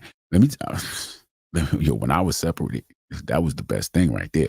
But look, so now the reply to that comment when the young lady said that she's communicating with you, so how did she flip? Now, I agree. She's communicating. And so that's good. Communication is good. So yeah, she's communicating that, she wants more time. But in my opinion, the flip was where she was okay for a year. And then now after a year, the amount of time that she wants is more than the amount of time that she wanted for the whole year. Now, it's two possibilities. The first possibility is, like I said, she wants to escalate. So I get that. She wants more time. Or if the amount of time that he was spending with her initially wasn't enough, then she should have said something in the beginning. You understand what I'm saying? This is what I was talking about in the beginning of the live stream, guys, like red flags. You understand what I'm saying? When you start accepting something in the beginning, after a while, what you accepted is no longer going to be acceptable. And you have to understand that as the relationship escalates, you can't switch the game. Like, let me tell you something. One of the mistakes that I made when, okay, I was in a relationship, wasn't married. The young lady that I was with, she used to do certain little things that I didn't like, right? But I didn't really beef about it because I'm like, okay, well, I'm free to do what I want to do. She's free to do what she wants to do. Okay, cool. Ended up getting married. So now I'm like, yo, this, and this is not acceptable. I flipped. You know what I'm saying? That was me flipping, because if it was acceptable during the dating process, during the relationship, right? But now when we get married, it's a problem. I flipped. And this is one of the mistakes that a lot of us men do. We be like, yo, now that you my wife, oh no, nah, this and this and this and this gotta go. But it was okay when she was your girl. Nah, you gotta nip it in the bud from day one. You gotta nip it in the bud from day one. You can't say, oh, well, now that we're married, you can't do that. No, if she can't do, listen, if anything that she does is unacceptable, would be unacceptable, if she was your wife, then you gotta address it before she's your wife. You can't let her do it all up until you get married and then be like, oh yeah, nah, you can't do that no more. Oh, you wearing that? Oh, you wearing that out? No. Ain't no wife of mine going out there like that. But 2 weeks ago when she was your girl, it was okay. You can't do that, guys. You know what I'm saying? That's the flip. You know what I'm saying? So I've flipped before. You know what I'm saying? I've flipped before. I'm guilty as charged. You know, I've flipped. You know, so guys, you got to remember that, man. Whatever them red flags and all that stuff in the beginning, man, you got to address it, man. You got to address it at the very beginning. You can't wait till later to just be like, oh, okay, I'm gonna address it later. Nah, you got to address. You know what I'm saying? You got to address it now. Don't wait 2 years, 3 years into the relationship, or wait until you get married to be like, yeah, nah, we ain't doing that. You know what I'm saying? And I get it, man, because now it's a different role, it's different titles. Like now she has a title. You know what I'm saying? As men, we're like, yo, you my wife. Like that means something. You know what I'm saying? Like, yo, you just ain't you ain't my shorty no more. Like you, you can't. Nah, that's a flip, man. Guys, you can't do that, man. You can't do that, man. You gotta address it from the gate, man. If it ain't straight from the gate, then when you cross over to that other side, man, it can't be problematic then. If you accepted it beforehand, you gotta accept it afterhand. You know what I mean? And I'm not saying you gotta accept it, but you set yourself up for it. Put it like that. You set yourself up for it. All right. So yeah, but yeah, man, you know, that was one of the comments, man, that I really wanted to address, man, because the young lady, you know, I don't think she really looked at it as a flip, simply because the you know, it was being communicated that this is a problem. And I get it. Like communication is key. Communication is key. It's very important. But more than communication, action after the communication is what you can communicate to somebody all day long. But if they ain't taking action, if they ain't changing their behavior, if they ain't, you know what I'm saying, doing stuff different or whatever the case is, then you could talk all day. It doesn't mean anything. See, I did a piece on that, man. Consequences, man. When it comes to respect, man, people don't respect you. She don't respect you. She respect the consequences, man. And that be what it is. Man, let me tell you something, man. I think I used the example, man, of driving down the highway, right? You driving down the highway, speed limit, say 70. What you gonna do? You gonna do 70? You gonna do 75? You gonna do 80? For me, I'm gonna do about 79. That's it. Why? Not because I respect that speed limit sign, because I respect the fact that if I get pulled over, it's gonna be a ticket. You understand what I'm saying? I don't want to pay no ticket. I don't want no points on my license and none of that stuff. When I see an officer, I'm probably going to do about 70. Between 70 and 75, that's it. If I don't see an officer, I'll go as high as about 79. I'll do 9 over. That's the safety limit right there for me. Now, sometimes I'm on my bike, whatever, like, whatever. But again, man, we don't respect we don't respect the person, man. We respect the consequences, man. You know what I'm saying? Even when it come to, petty, I don't want to say petty crime, man. I don't want to make it seem like, man, I'm a, crook or nothing like that. But I'm just saying, like, little things, man. Parking ticket. You know what I'm saying? You park. You don't put no money in a meter. If you know you can afford that ticket, you know what I'm saying?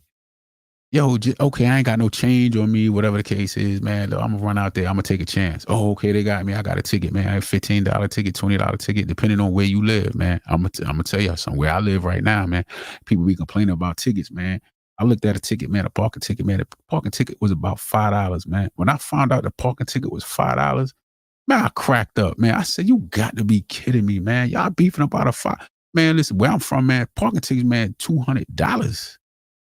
$200 easy, man. 200 easy. Man, where I'm at now, man, $5 parking ticket, man. I'm like, man, I never put money in a meter. I take the chance on that $5, man. Look, instead of me putting a quarter in the thing, man, I take a chance on a $5 ticket. That don't make no sense, but I don't carry change with me, man. So you know what I'm saying? But yeah, guys, it's the consequences, man. When it comes to respect, man, people don't respect you, man. They're gonna respect the consequences that you put on them, man. That's why, man, you gotta stand on your square. Period, man. If not, man, they gonna step all over you.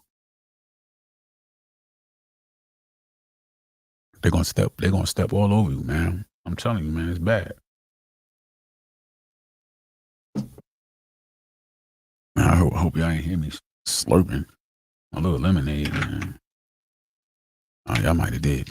Picking up all kind of noise. Anyway, yeah, man. Man, listen, man, don't listen. I'm telling you, man, sometimes, man, people don't want to be with you, man. They just don't want nobody else to have you, man.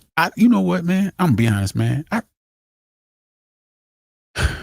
don't know, man. I think nah, nah. I've always, man. I've never been in that situation. I've never been in that situation. At least I've never been the one who was holding on to somebody just because I didn't want somebody else to have them. You know what? I'm gonna bring this up too, man. It's another thing, man. And I'm gonna go look for some more comments. This another thing, man, that I noticed, man, that you guys that I noticed that a lot of guys do is that you guys, man, you're dealing with a woman, man, that you consider, yo, she's your woman. That's my woman, right? I get it, man. That's my woman, and I get it, man. And then you guys want to try to compete. Like, let's just say, man, she dealing with somebody or something like that. You find out, man, she violating or whatever like that. You want to compete. You want to try to compete. Man, listen, let me tell you something, man. Don't do that, man. Don't do that, man. Don't do it. Don't do it. Hold on, I gotta set up, man. Got this thing messed up. All right, there you go. Okay. Yeah, man, don't do it, man. Don't get out here and try to compete with anybody, man. You your own man, man, and you just move how you move, and that's it. That's it, man. Don't get out here and try to compete with nobody. None of that, man. Don't make sense. All right, guys, man. Let me see where my comments at, man. Let me get into my comment section.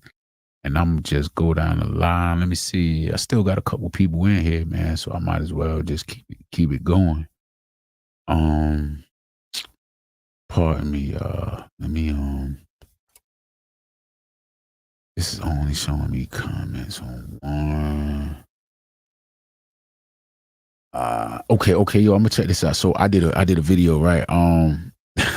It's not your girl, it's just your turn. Oh man, let me see. That's not your girl. Listen, man. Yeah, man. Absolutely, absolutely.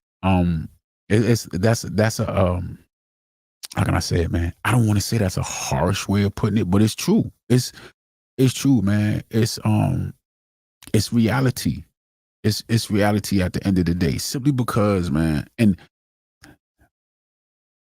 the reason why I'm gonna say it the way I'm gonna say it, right, is because I don't want to say because it sounds harsh. I don't want to say it sounds harsh, but it's true. It's true all day, every day. But at the end of the day, man, everybody has a right to choose. Everybody has a right to get up and leave when they don't want to be there anymore. You have a right to. I think it's not necessarily what you do, but it's how you do it. You know what I'm saying? Um, man, I think it, and vice versa. You know what I'm saying, guys? If you're in a relationship, man, and you're not happy in that relationship, right? If you made a commitment to that relationship, you made a commitment to that woman, and you're no longer happy in the relationship, um, I think you should be admirable, right? Or honorable, and sit down and have a conversation with that woman and just let her know, like, look, man, this ain't working out, man. This right here ain't hitting on nothing. You know, whatever the case is, we tried this, that, and the third. And you know what I'm saying? I think it's time for us to go our separate ways. You know what I'm saying? Instead of like, you know, some guys get out here and start cheating and having side chicks and stuff like that. I'm gonna be honest with you, man. I don't think that that's masculine at all. A lot of guys that disagree with me and stuff like that, and they say, "Oh, well, it's different for men than it is for women," and I get it, man. But I think that as a man, if you make a commitment, man, and you say that you're gonna do something, man, you should do it. You know what I'm saying? And if you get to the point to where you can no longer do it, then just have a conversation with the person and say, yo, look, I can't do this no more because of A, B, C, X, Y, Z, man. And just be a man about it, man. Have those tough conversations, man. I think that that's what relationships really be about, man. I think that's where a lot of relationships go bad because people don't want to sit down and have those tough conversations. They would rather put themselves in situations to where now the conversation has to be forced because you stepped out, you got caught doing something you wasn't supposed to do, or whatever the case may be. You know what I'm saying? Um, you know, so you know, but yeah, man, absolutely, man. She's never yours, man. It's just your turn. That's a rough way to say that, but I mean, that's what it is, man. That's what it is, man. Exactly what it is, man. Appreciate that, man. Appreciate that, man. Absolutely. Let me see. Okay, gotta shout out to Malcolm White. Let me see. Do you think that you could please do a video topic about Sigma males, if you don't mind? Hey, you know what, man? Man, you know that would be a great. I've always wanted to do a piece of content on Sigma males because I was looking at you know, like the alpha versus the sigma, you know, all the different personality types, man. And there's a few of them out there. Alpha, sigma, you got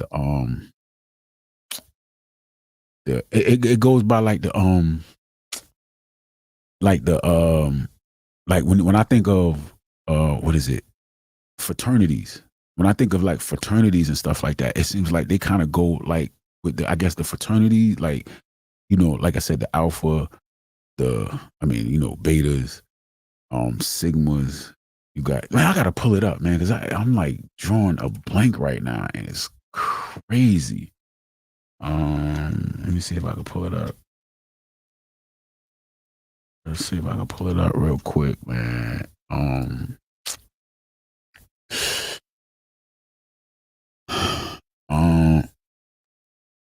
yeah, man, because when I look at all the different personality types, right? Like I said, for the men, when alpha, you know, sigma, whatever, I I kind of everything that is in the category of a sigma male, it kind of like describes me.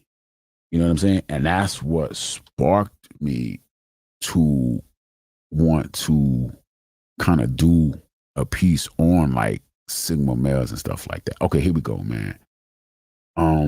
You got alpha, you got beta, you got gamma, you got delta, you got omega. And I'm not in a fraternity or anything like that, but those kind of resonate to me when it comes to like different like fraternities and stuff like that. You know what I'm saying?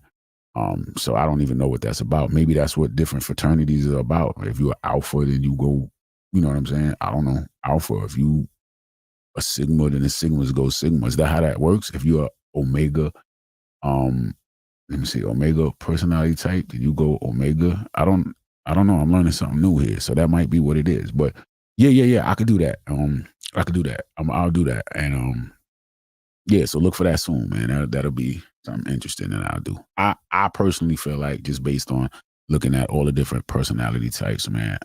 That I myself am a Sigma, but I'm gonna take a closer look at that, man. That's what's up. That's what's up. Yes, absolutely, absolutely. I'm gonna do that piece. Look for that, man. Sigma males. All right. Let me see. Here we go, man. Practicing not being emotionally attached and it changed my life. Single 23 year old dad, and I've been able to be at peace and regulate. Man, let me tell you something, man. Man, I'm gonna tell you something, man. When you are emotionally attached, it is just, I mean, it's a good feeling when you're attached to the right person in the right situation and the right conditions and all of that. It's good, man. But it weakens you. It weakens me. I can't speak for anybody else, man. It definitely weakens me as a man because I'm just not able to stand on my square. You know what I'm saying? I mean, at the end of the day, when you're dealing with women or you're dealing with people in general, either and I talk about masculine frame, right? And let me explain this. Masculine frame is not about you and your frame, like, standing a certain way and talking with a deep voice and got your chest poked out. Masculine frame is more about you, your presence, right? So like when you're dealing with women, either she's in your frame or you're in hers. You understand what I'm saying? It's like either she's in I guess an easy way to say it is like either she's on your program or you're on hers. You understand what I'm saying? So that when it comes to masculine frame, she's on your program. You understand what I'm saying? Or even if it's not, we're just talking about women, just in general. You know what I mean? Either they're in your frame or you're in theirs. And so when you're emotionally attached, man, or for me, when I'm emotionally attached, I'm in her frame. All day long, I'm in her frame. You know what I'm saying? When I'm emotionally detached, I'm good, man. I'm indifferent. I'm not worried about the outcome. I'm not worried about, little stuff. Where she at and what she doing, and who she with, whatever stuff like, little stuff like that we as men, we want to know. Yeah, man. Yeah, man. That being emotionally detached, man, is it's the best way to go. I'm telling you, it's the best way to go. You ain't worried about one of the things you can never be afraid of as a man is losing a woman. And when you are emotionally detached, man, you're not going to be afraid of losing a woman. It's just like, yo, listen, this is how you want to roll. Fine, that's how you roll. Or it's either going to be this way or it's not. Like, you understand what I'm saying? And then you move. And I'm telling you, when you are emotionally detached from a woman, the better off you're going to be. And I'm telling you, if you're in a relationship with her, the if you're in a relationship with her or she's in a relationship with you, she's going to move totally different. I'm telling you, women can sense weakness, and she's going to sense weakness in you when you're emotionally attached. When you're emotionally attached, man, you begin to pedestalize a woman without really knowing. You prioritizing her, and there's nothing wrong with prioritizing a woman as long as you got her in the right spot on your list of priorities. Where the right spot is, I don't know. Only you gonna know that. But I will say that the wrong spot is any spot above you. You got to be right first. I'm not saying you don't take care of your lady. I'm not saying that. I'm not saying none of that. I'm not saying it like that. Like she doesn't matter. Throw her to the wayside. Nah, if you're in a relationship, you have certain responsibilities that you have to handle, certain things that you have to do as a man. But don't put anybody above yourself, period. You know what I mean? Yeah, so when you're emotionally detached, man, listen, it's it's the best way to be, man. And it took me a long time, man. It took me a long time to really understand the difference between like being attached and detached and how they work and how women react to. See, a man who's emotionally attached usually is like that quote unquote nice guy. Can't say no. You're gonna do whatever it is that she wants you to do. Whenever, however, all of that. That turns women off. I know from experience. It's not, it just doesn't work well. It's not gonna work well. If you're that dude, it's not going to work well, trust me. All right. So when you're emotionally detached, man, it's great, man. Um, let me see.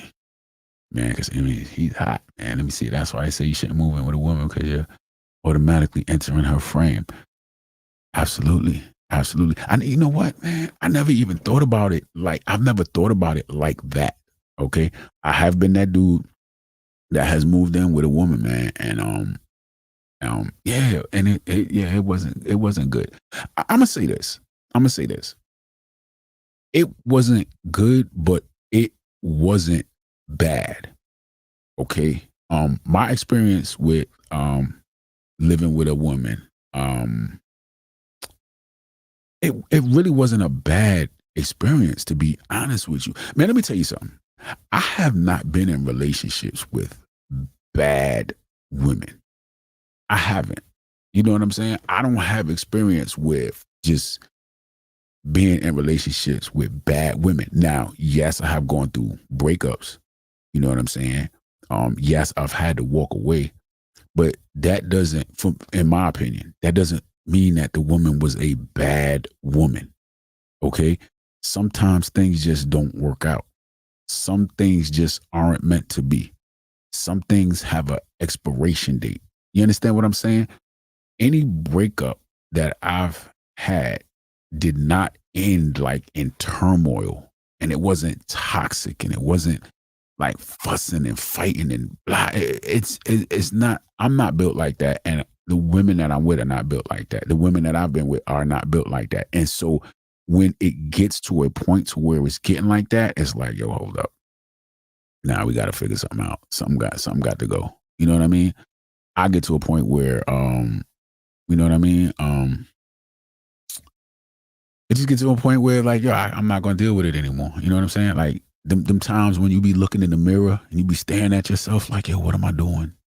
Why am I still here? You know what I'm saying? Like, that's why I say you got to keep your options open.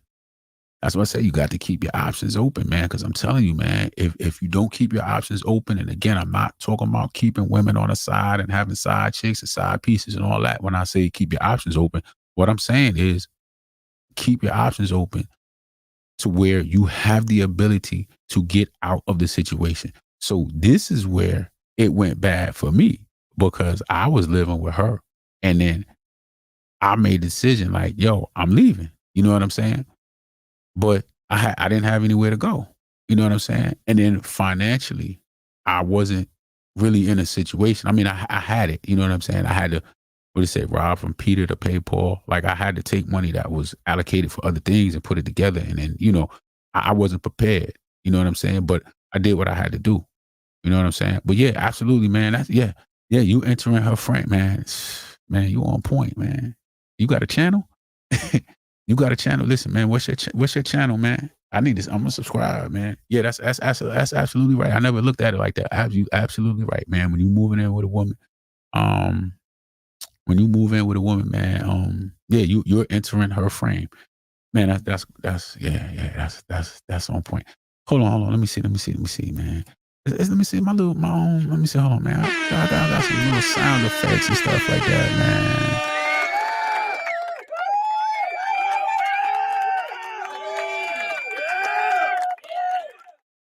Man, I got all kind of stuff, man. I don't even use this stuff, man. I don't be thinking about it, man. I be so nervous when I get on here, man. I just be like, oh my gosh, man, my stomach just dropped, man. Let me see, man. Let me just put this up here, man. We speak on why women cheat or go for a guy that's lesser than the guy they were already with. Okay, man, that's a great question, but who's determining that the other guy is a lesser guy? Who's making that determination? Are you making that determination? Because you're looking at the guy from the outside. Are you comparing, you know, looks like, okay, so let's just say, let's just say, you're in a situation where let me see. Okay. I'll put me in a situation so I can explain it a little better. So let's just say, right, I'm in a situation where, I'm dealing with a woman and she stepped out on me, right? And so now I'm making a determination as to whether the other guy is a lesser guy than me. Who determines that? Am I determining that, or is she determining that? You understand what I'm saying? If you're the guy that got cheated on and you're looking at the guy, you may say, well, I got a car. He don't have a car. Or I got a better car. You know what I'm saying? I got a luxury. I got a luxury vehicle, man. He got an old piece of junk, man. He got a clunker. You know what I'm saying? Or I look better than him. You know what I'm saying? Or I dress nicer than him. I got a better job than him. Like, who's making the determination as to whether or not this guy is a lesser guy? Because you got to understand something, man. A woman, when a woman, man, it's all about how the guy make her feel. You have to understand that. You know what I'm saying? I did a piece of content on that, man. It's not about you. It's about how she makes you feel. So if you not making her feel warm and fuzzy, or she's just not getting that warm and fuzzy feeling, or she just sees somebody else that she's interested in, I'm telling you, man, it's guys be getting it twisted that you got to have all of this stuff for a woman to be attracted to you. It's not that, man. A lot of guys will tell you, man, it's the mouthpiece. A lot of guys will tell you that, man. It's what you say to her. It's how you make her feel. So I'm telling you, man, with women, man, a woman can have a man who is like up here. You know what I'm saying? But the guy who is down here is making her feel good. That's it, man. That's where she's going. It's all about feelings when it comes to a woman. You have to understand that. So it's not about, man, the guy being lesser. It's not about that, man. It's about how that guy made that woman feel. 99.99% of the time, that's what it is, man. It's about how that guy made that woman feel. So you can have a guy who has absolutely nothing. You can have a guy that has absolutely nothing. And if that man make that woman feel a certain way, that's it, man. She gone. She gone. You know what I'm saying? Hey, what my man said, that's not your girl, man. It was just your turn. So now it's his turn. That's just how it go, man. You know what I'm saying? That's just how it is, man. Listen, man, I've been that dude, man. I've been the guy, man, that didn't have nothing, man. I've been that guy that didn't have nothing, man. And you know what I'm saying? I was able to you know what I'm saying? I was able to, you know what I'm saying? A woman was attracted to me just based off of who I was. You know what I'm saying? I didn't have much. I'm sure she had opportunities to be with guys who had more than I did, but you know, it was just something about me that, hey, she just wanted to deal with me. You understand what I'm saying? So, you know, that just be what it is, man. You can't make the determination, man, whether the guy is lesser, man, because all you doing is looking at materialistic things. That's all you doing is looking at materialistic things. Man, listen, man, let me tell you something, man. All these women that be now, oh, he got to make this much money. He got to drive this kind of car. He got to fly me out. He got to this and he got to that. Yo, listen, man, it's women out. Listen, no, that is not the case. That is absolutely not the case. I'm telling you. Listen, if this is the one thing I know.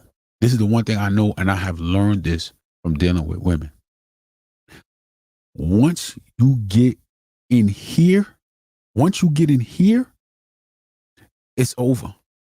Once you get in here, you can get in anywhere else. Once you get in here, that's the thing that you have to understand. That's the thing that you have to understand, man. It's not about, man, listen, man, it's women out here that act like, you know, the guy that they with is doing this and he make this and he make, man, you got some women out here that are taking care of men 100 times over. She paying every single bill, man. She paying every single bill, man. He got his own car. She paying his car note. She paying for all his clothes. She paying. I'm telling you, man, when you are able to get, you know what I'm saying, in here with him, man, it's a dangerous thing.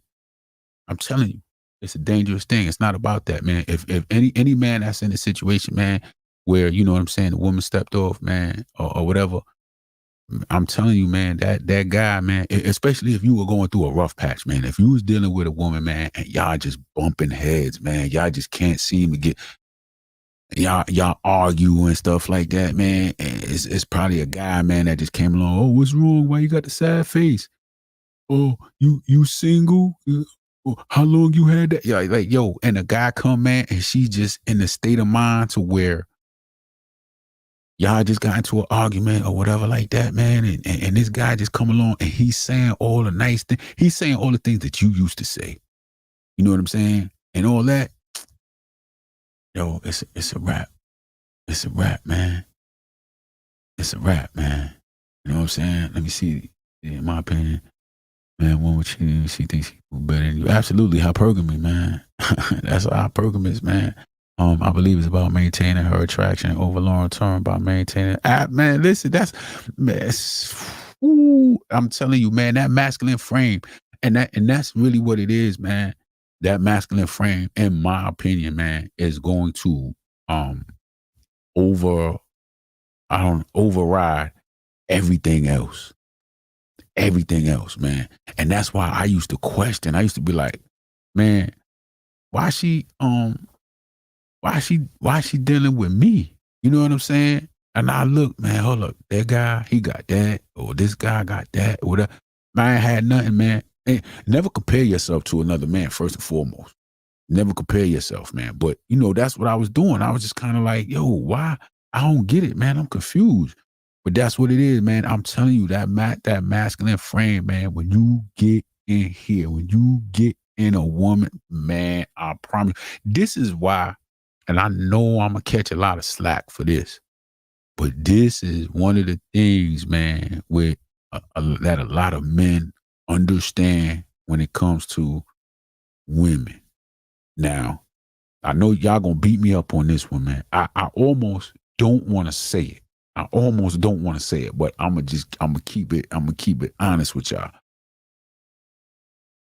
When you see guys that accept certain behavior from women, right? Now I gotta make sure I gotta get this right, man. Some men understand masculine frame. Some men understand, right? Like right here, okay? That a woman to cheat on you if she thinks she can do better, right? And then also, man, maintaining her attraction over a long term by maintaining masculine frame and polarity, right? There are men out there who can realize that when something is off in the relationship, right? That or when a woman leaves, right? In a relationship, man, relationship get rocky or whatever, the woman leaves, right? A lot of men understand that they lost that masculine frame. A lot of men understand. See, a lot of guys don't know. Like when you're in a long-term relationship and you're married and this and that, and you get emotionally attached and all this kind of stuff right there, man, you get weak. You lose that masculine frame. She is going to lose attraction for you. The shift begins to happen. You understand what I'm saying? But most men don't understand that. Most men just think, yo, you my wife, so you're supposed to do this, that, and the third, but they don't understand the mechanics of a woman. They don't understand the mechanics of, you know, masculinity and femininity and all of that. This is why you have a lot of guys that are like, well, I'm going to spend more money on her, or I'm going to take her on a trip, or she always wanted that new car, I'm going to buy. It don't matter what you do. If you ain't got that masculine frame, man, if she's not in your frame and you lost your masculinity, it don't matter. It does not matter. Nothing matters. especially if that's the reason why she was with you. You understand what I'm saying? Especially if that's the reason why she was with you. Look, if you with a woman, man, and you don't do nothing, man, you started off the relationship spending money, man. You was leading with your wallet and all that. When your money run out, she gone. If you was a guy, man, and you worked out all the time, man, and she was into, a man with a body and all of that, man, you kept yourself looking fresh, and you was in the gym, you was eating right and all that, and you was rocked out, and then all of a sudden, man, you got fat, she gonna leave.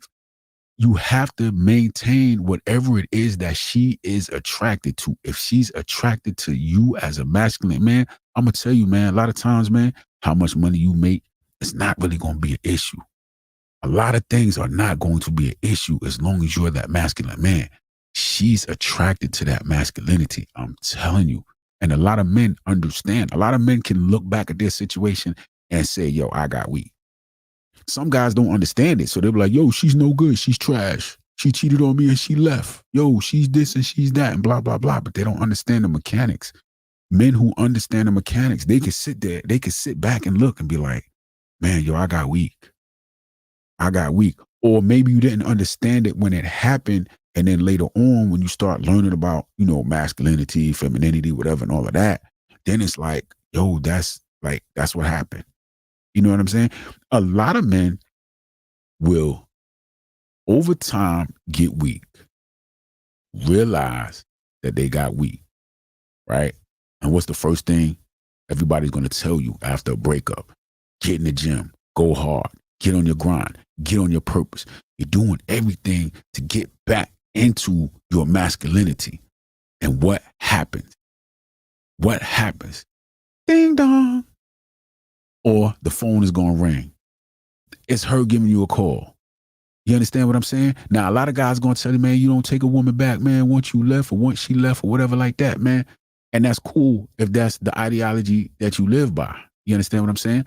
Some men, you know what I'm saying? They'll be like, oh, she's back. Okay, I'm back. You know what I'm saying? So, yo, you got to understand that. So it's not even about that dude was lesser. I get it. You're looking from the, you know what I'm saying? You're looking from the outside. You're looking at him. You know what I'm saying? But that dude might have been a more masculine man. He might have just been at the right place at the right time and said the right thing. Women are emotional. You got to understand that, man. One of the things they tell you, man, never go to bed mad and stuff like that. Man, women are just emotional, man. It's just day by day, man. It's up, it's down, it's this and that. But if you in a relationship, man, and the relationship been going bad for a long time, and y'all be fussing and arguing and all, that's the worst thing you could do, man, in a relationship is argue with that. You don't argue, man.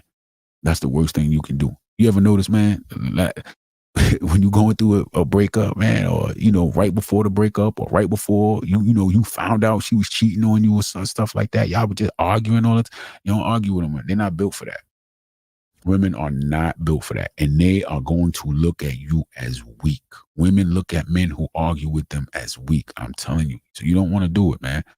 But that's what it is, man. It's, you know what I'm saying? And then sometimes too, man, I'll say this too, man. I'll go back and say this too, man, when it comes to, the lesser guy. I'll say this too. Sometimes, let me see, where's it at? Let me find this. Okay. Sometimes with the lesser guy, it could be sometimes because just that guy was just an easy, I don't want to say easy target, but that guy was just an easy option. You know what I'm saying? He was just an easy option. You know what I'm saying? He could have been a guy who would just, you a man, you stand on your square. Certain things you just ain't gonna go for. You know what I'm saying? You was on your masculine frame. You was masculine. Nah, I'm not going for this. No, I'm not going for that or whatever. But here comes a guy that's like, oh, your man is not doing that for you. I do that. Oh, if I was him, I'd be doing this. And if I was him, I'd be doing that. And she fall for it. You know what I'm saying? So, I mean, it could go either way, man. You know what I'm saying? Yeah, he could be a lesser dude, man, but he's saying again, it's about how she feel. He's saying all the things that she want to hear. You want her to do this. Nah, we're not doing that. Right now, it's not the right time. Right now, it's not the right place. We'll do that later on. You know what I'm saying? For whatever, man. I don't know. she want a bigger house, or she whatever it is. You know what I'm saying? You standing on your square. So yeah, this guy, he showering her with all type of gifts, man. You busy. Oh, your money going toward the mortgage and the car note.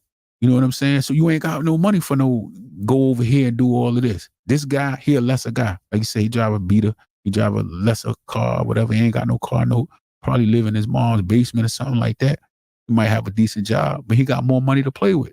Oh, so now he's showering her with all type of gifts and all that. And see, women be thinking, like, when it comes to men that want to be with them, it's like they looking like, we're looking at the woman for one thing, but the woman is taking it as something else. You understand what I'm saying? So a lot of women be thinking like, oh, because this guy's in my DMs, or because this guy's hitting me up and calling me all the time, that I have the option to be with him. Not realizing that usually the guy just want to slide through and slide on about his business. You know what I'm saying? But women take that as, oh, I don't know, he wants to marry me, or I can leave my current guy for the new guy. You know what I'm saying? And she might leave. She leave you for the new guy. Then the new guy like, yo, what's up? She's like, oh, I'm here. She show up with her bags and stuff at his doorstep. And he like, yo, what are you doing? She's like, oh, I'm here. You know, I left him. It's over. I'm all yours. And he's like, oh, mine. I just wanted you for a side piece. Like, I didn't want you like that. Like, you know. And then they be feeling some type of way. Then they come back to you and you know what I'm saying? Man, it could be a number of things, man. You know what I'm saying? But at the end of the day, you can't worry about it, man. You can't fixate on it. Just, you have to understand that a woman is going to do whatever a woman is going to do. And for the women that are watching, a man is going to do whatever a man is going to do. You can't, you have no control over it. You know what I mean? So you just have to understand, like, okay, if this, then that. If she does this, then I'm gonna do that. And that's just what it has to be. You know what I'm saying? So that's just what it is, man. Don't bug yourself out about it. You know what I'm saying? Don't sit there and be bugging like, yo, man, he's this and he's that. Man, I did that when I was young, man. I seen this dude, man. I was like, yo, you like this dude? Look at his nose, man. This guy got a funny, look at his eyebrows is crazy, man. One ear bigger than the other. You know, I used to just like, you kidding me? But you know what I'm saying? I had to learn that, man. Like, it's all about their feelings, man. It's all about their feelings, man. Whoever making them feel the best, man, that's the direction that they're going, period, man. That's just what it is, man.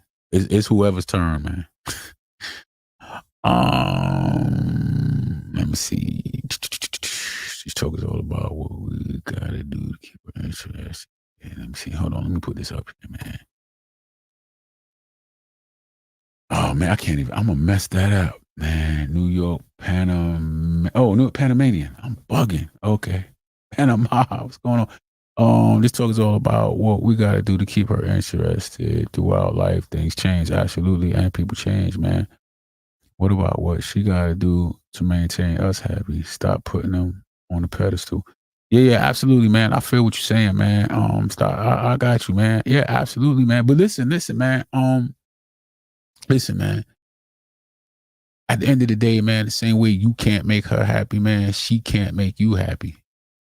You understand what I'm saying? No, that in my opinion, man, happiness, man, comes from within. Now, if you talking about like maintaining a relationship, right? So, okay, I got it. Like, so when it comes to like actually maintaining a relationship, yeah, there are obligations, in my opinion. There are obligations that each one of us have, in my opinion, in a relationship. So as a man, we're obligated to do certain things.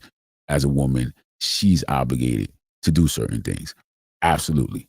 Now, each and every man is going to have different obligations on his woman and on that relationship.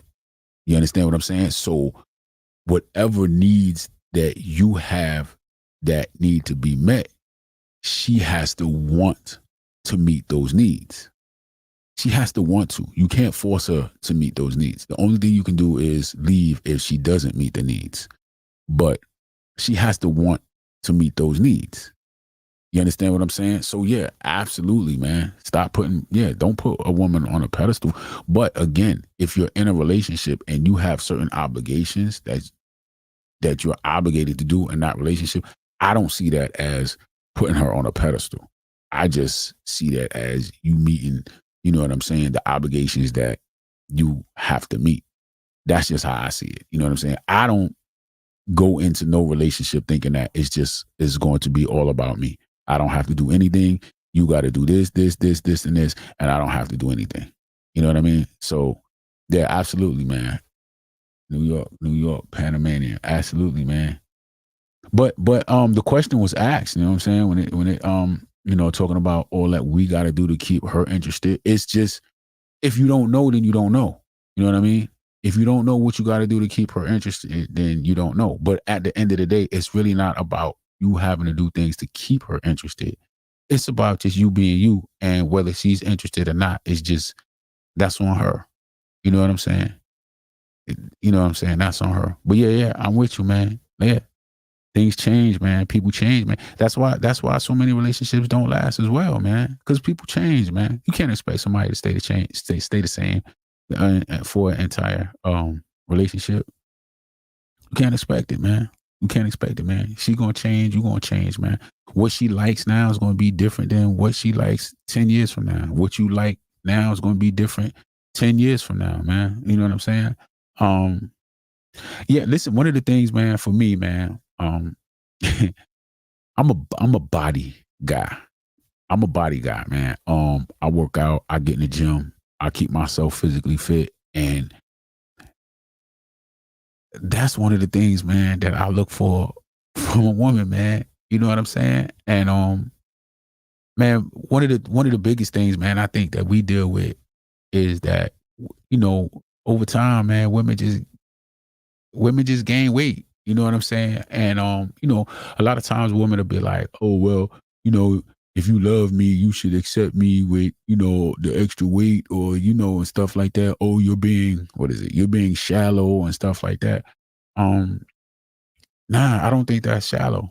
I don't think that's shallow. So yeah, absolutely, man. There's a lot of things that women need to do to you know what I'm saying, to make us men happy. But for each man, you know what I'm saying, it's gonna be a little bit different. I know for me, man. Um, yeah, man, like I said, man, I'm a body dude, man. Man, if I listen, man, if I had to choose, man, a woman, man, like between two women, one had a beautiful face, but it's just a bad body. A bad, man, when I say bad, not a baddie, like a SpongeBob, like just an off body versus a woman that she just did not look appealing at all, but she had a bad, but I don't know. For me, man, I don't know, man. I'm going for the body, man. You know what I'm saying? I'm going for the body. Now that's the initial stage. You know what I'm saying? Now over time, once you get emotionally attached, once you know what I'm saying, that woman done had some value, added some value to your life or whatever, and you know what I'm saying, I kind of relax that a little bit. You know what I'm saying? I get it with it's just a thing. You know what I'm saying? Um, but yeah, man, that's the type of dude I am. But yeah, man, women gotta do some things, man, to keep us happy within the relationship, man. You know what I'm saying? Yeah, I definitely would say that don't put them on a pedestal, man. But I don't think that doing things to keep a woman interested is putting them on a pedestal. I don't think that's the same thing. I think we both got obligations in a relationship, and I think as a man, if you want to, if you understand women, then you're gonna have to do something to keep that woman interested. You're gonna have to do something to keep that woman attracted. That's just what it is. You know what I'm saying? I don't think that's pedestalizing them. But yeah, I got you, man. I got you, man. Yeah, that's good stuff, man. That's good stuff, man. I'm from New York too, man. I'm from New York, man. I'm a New Yorker. New Yorker at heart, man. It's just me. Let me see, man. So what would be the correct moment for me to move on? Man, listen. If that's a real question, like if you're asking that question, then it's more than likely it's time now. You know what I'm saying? I'm sorry, man. Let me see. Okay. So we the correct move. Listen, man, when you're in a relationship, man, you're dealing with a woman as as soon as, and you got to take the L sooner than later. You definitely got to take the L sooner than later. Okay. Um when when when you're dealing with a woman, right? When you're in a relationship, it's strictly voluntary, man.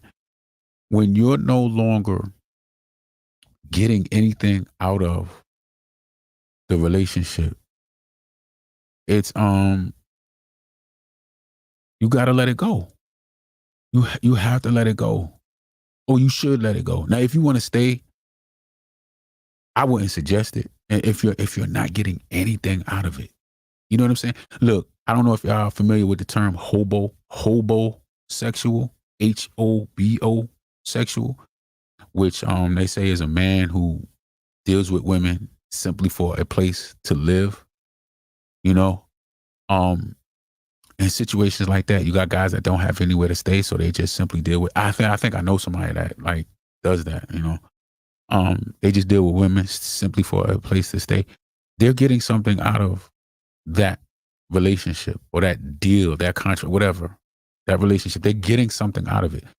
It's more than likely not the ideal woman, not the woman that he really wants, not a woman that is meeting all his needs or whatever, but he's getting something out of the situation. You know what I'm saying? Um, Man, if you're no longer getting anything out of the situation, and I'm not saying stay with a woman and use her or whatever, but if you're no longer getting anything out of the situation, man, I would say it's time. It's time to go. It's time to let it go, man. It's time to let it go. It's okay, man. Being alone is not being lonely. You know what I'm saying? And I'm gonna tell you something, man. W- I build myself up. I notice I go through a cycle, man. I build myself up, man, to be the best version of myself, man. And I'm good, man. I'm getting it. I attract a woman, get in a relationship, and then slowly, man, like over time. Now, my relationships be really like long term, long. You know what I'm saying? Over time, man, it just kind of dwindles down and falls apart, whatever. Now, now I'm broke, busted, and disgusted. Right now, I'm by myself. Boom, when I'm by myself, man. I isolate myself, man. I build myself back up to the best version of myself. And then the cycle starts back over again, man. Any of y'all ever, you know what I'm saying? Experience that, man. I don't know what it is, man, but I build myself up, man, and then this cycle starts back over, man. And then I ain't doing it no more though. It ain't happening no more. That cycle ain't happening no more. I done learned. I done learned after the second time. I learned after the second time, man. I could see the cycle. You don't know it's a cycle until it's the second time. The first time you just think like, oh man, that's what happened. Oh, okay, well, okay. And then when you do it again, you're like, yo, hold up. You looking back like that's a cycle, man. The same exact thing. And you know what I'm saying? That's why I could see in a relationship, man, I know which way things are getting ready to go. Typically. I already know which way things are going to go. A lot of guys are like, man, I was totally blindsided. I don't know about that, man. Any of y'all ever just been just totally blindsided? Like y'all just did not see it coming? Or did y'all just not want to see it coming? Every relationship that I've been in, man, as the relationship started to decline, I saw what was coming. I didn't want to believe it. You know what I'm saying? But I saw it. I didn't believe it was going to happen because I'm like, nah, we good. Like, this ain't going to happen, or we ain't get ready to break up or whatever. But nah, like, I saw it.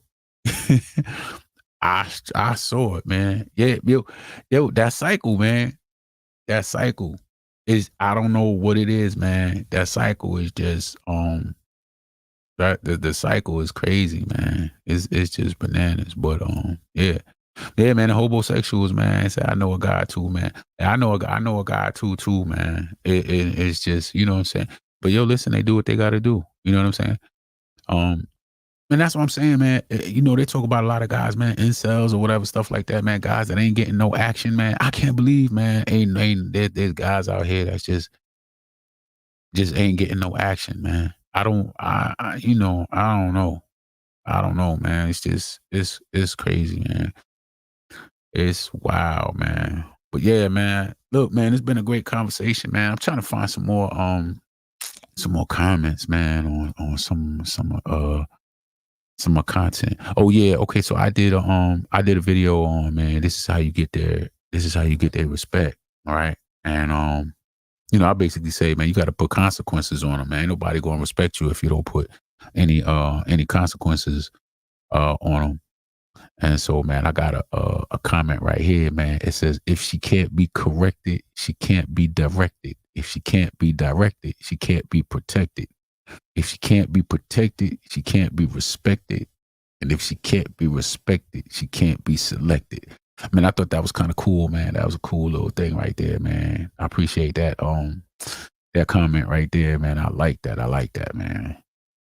I like that. But yeah, man, you gotta man, you gotta walk away, man. If there's no consequences, man, to whatever is or isn't going on in a relationship, then they're not going to change, man. You got to put the consequences on them. That's the only thing that they're going to respect.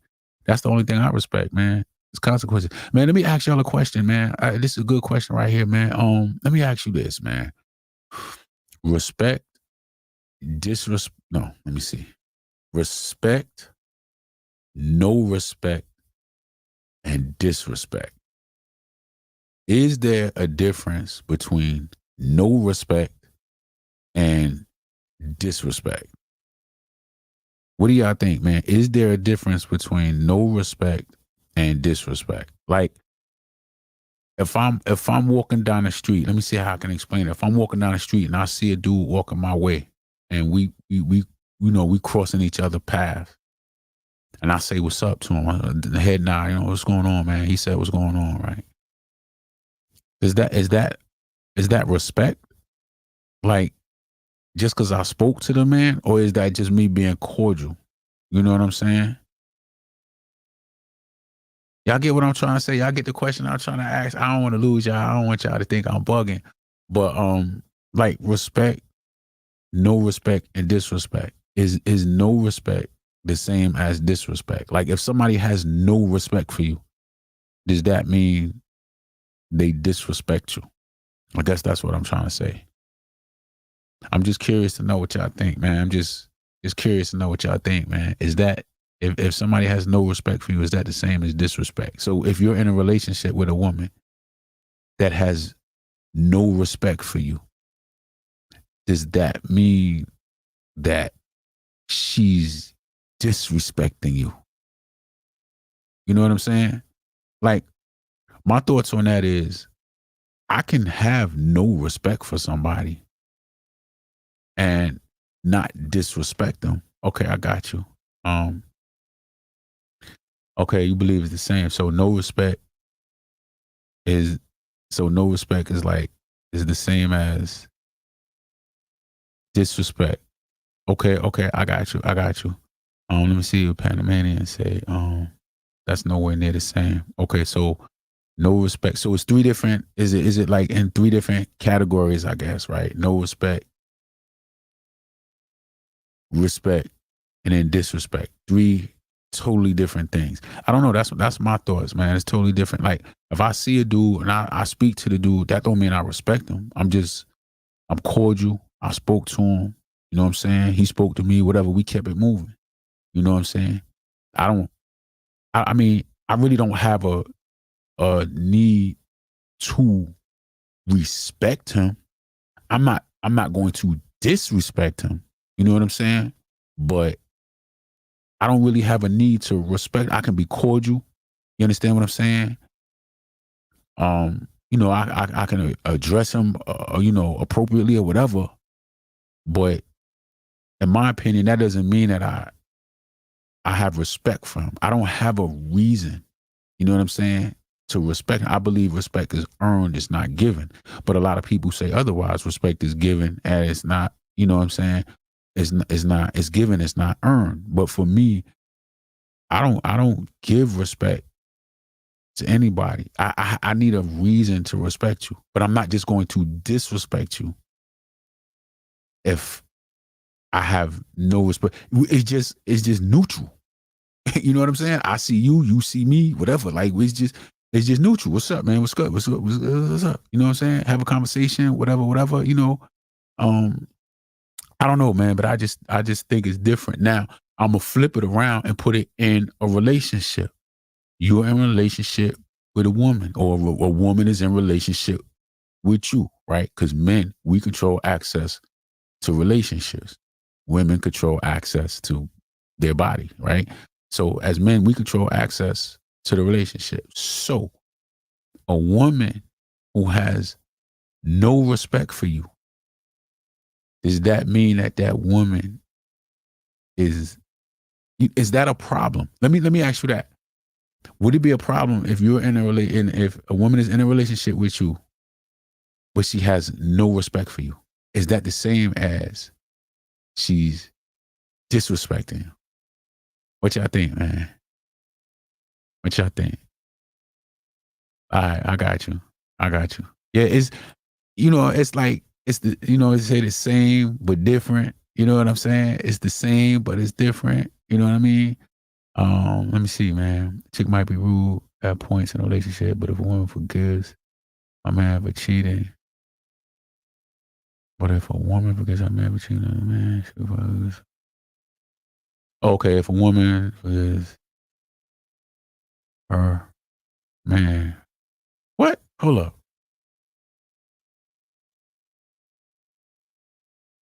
If a woman forgives for cheating with another man, you'll probably lose respect.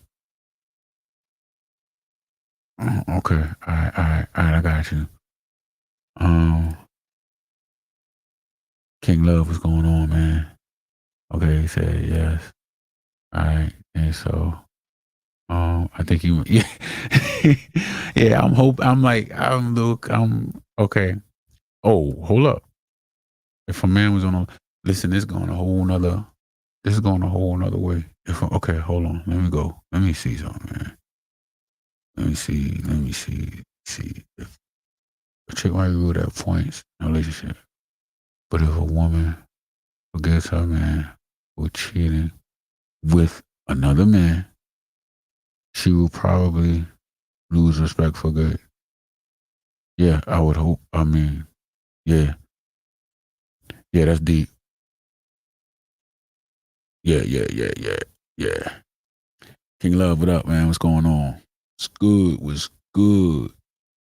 Um, all right, I got you. I got you, Panamanian. Got you. Yeah, that's deep right there, man. That's deep. That's deep. Yeah, man. I was just curious, man, because me and the dude, man, we was kind of chopping it up, man, and we was just talking about respect, and he felt some type of way because it was like I kind of was like, nah, I don't respect the dude. You know what I'm saying? He's like, well, you don't respect him? I said, but I ain't gonna disrespect the man. Like, he's still a man. You know what I'm saying? He's still a man. I ain't gonna disrespect him. I don't have no problems with him. But, he hasn't done anything, man, to earn, you know what I'm saying, my respect. He's just a man. I'm gonna treat him like a man. You know what I'm saying? That's it. He hasn't done anything. I don't fear him. You know what I'm saying? I have nothing to lose if I don't even know him. You know what I'm saying? Um, yeah, dude felt some type of way, man, because, I said I ain't had no respect, you know what I'm saying, for a dude, but yeah, I just wanted to see how y'all would think about that, but then just kind of flip it around and, you know, put it in a different term. Okay, so, Ahmed Lago, what's going on? Cordial is respectful. Okay, so what's the definition? Like okay, so what's your definition of respect? Because I'm cordial with most people. You know what I'm saying? If I see somebody, I'm cordial. So just speaking to somebody, that's cordial, that's respectful. Okay. I'm just getting it, man. I'm just trying to get it. I'm just trying to understand, man. You know what I'm saying? Everybody's different, man. Everybody got their own everybody got their own perspective and stuff like that, man. So, you know what I'm saying? I just want to know, man. I'm just curious, man. I don't think there's necessarily like a right or wrong or anything like that, man. I'm just, you know what I'm saying? I'm just trying to get a better understanding, man. Okay, cordial, respectful. Gotcha, gotcha, gotcha, gotcha. Okay, came back, man. That's just an example of a woman losing complete respect. Oh yeah, yeah, yeah. Oh yeah, of course, absolutely, absolutely, 100%, absolutely. I'm with you on that, man. Yeah, man, ain't no coming back from that, man. But I can't even. Yeah, yeah, ain't no coming back from that. Ain't no coming back from that at all, man. So, man, let me get, man. I'm trying to find another joint in here, man. Man, I'll be going. Let me see. I'm getting hooked. Listen to this, man. This is wisdom, man. Oh man, and I'm trying to find something good, man. I'm trying to find something. You know what, man? I got to go to a piece of content, man. That was controversial. Matter of fact, I know what I'm gonna do, man. I know what I'm gonna do. Let me go into, let me find, man, a video that I got a whole bunch of comments, man. People were just probably going crazy, man. Um, y'all bear with me, man. Let me see, man. Talking about arguing with women. Cannot fix. Let me go to this, man. I'm gonna go to the comments on this one, man. I said you cannot fix a relationship with a broken person, man. Okay, I had a comment right here, man. I did a piece of content, man. On the thumbnail was basically, man, this is why working on a relationship is not working out for you, right? And the title was you cannot fix a relationship with a broken person. So I had a good comment right here, man. It says the crazy part is the broken person makes you feel broken. So it's like gaslighting. You start questioning yourself, man. Wonder if you're doing something wrong. Yeah, man. Broken people, man. Listen, man, when you get into a relationship with somebody, man, that's broken, man, it is not your job to fix them. Okay. It is not your job to fix them. You are not the fix it man. Okay. Guys, it's not your job to fix a woman who done been broke, busted, and disgusted and tore down by the man before her and all that kind of stuff, man. Don't deal with a woman like that, man. Don't do, because it's gonna tear you to pieces, man, trying to fix her and bring her back from wherever that other dude took her. You know what I'm saying? You're not a fix it guy, man. Stop trying to fix, don't try to fix a woman that's broken, man. No, she gotta fix herself. You know what I'm saying? Some people just got bad mindsets, man. You can't fix a bad mindset. You know what I'm saying? Can't do it, man. Don't try to do it. It's not worth it. You know what I'm saying? And you know, I've been in that situation before, man. I've been in a situation where I'm looking like, yo, what is it me? Man, listen, I've been told that I'm all kind of everything. I've been called, I was called, I'm narcissistic.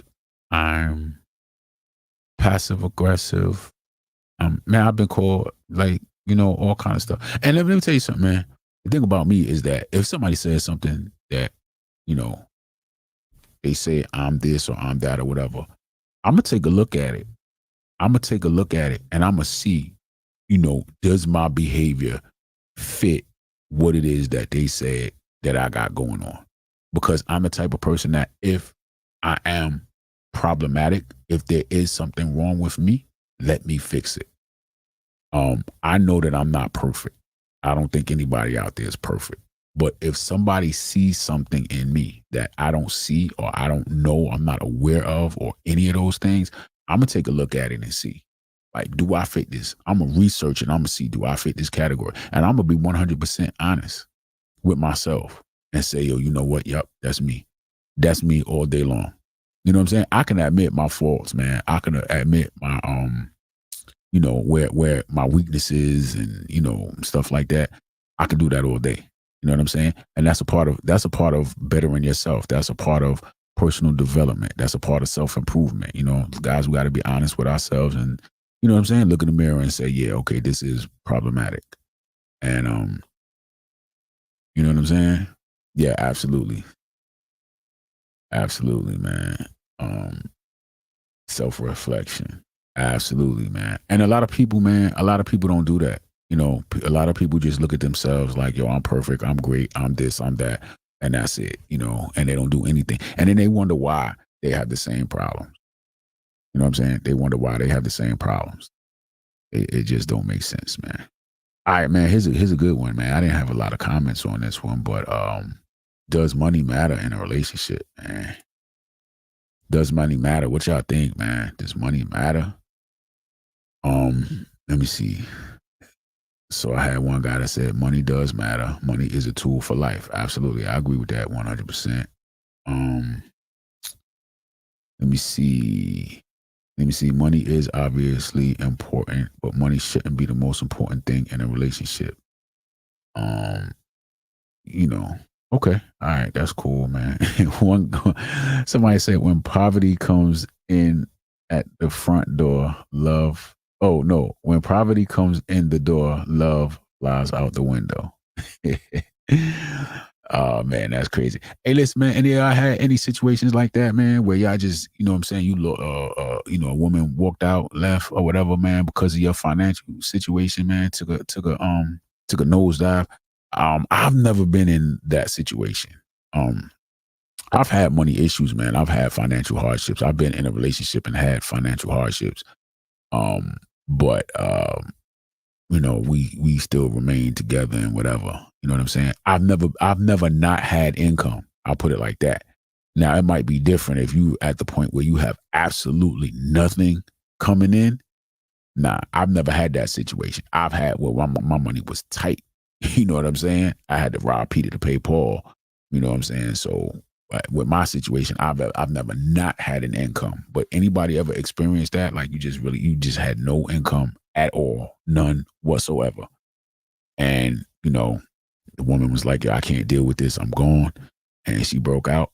I don't know how often that happens, man. But I don't know anybody that is really ever been in that situation. You know what I'm saying? Man, maintaining your masculinity in a relationship, man. Let me see, man, what type of comments is in here, man.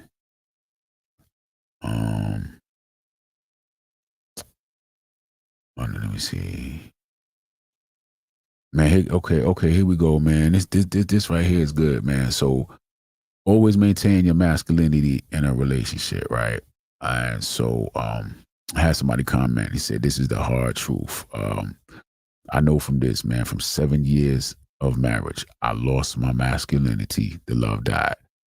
See, that goes back to what I was talking about, man. Some guys really realize, like, yo, I lost my masculinity, man. You know what I'm saying? I lost that masculine frame. And you know what I'm saying? She got turned off and, she left. We separated and I had the divorce papers ready. I realized that any good woman will want me to be my masculine self. There's no escaping it.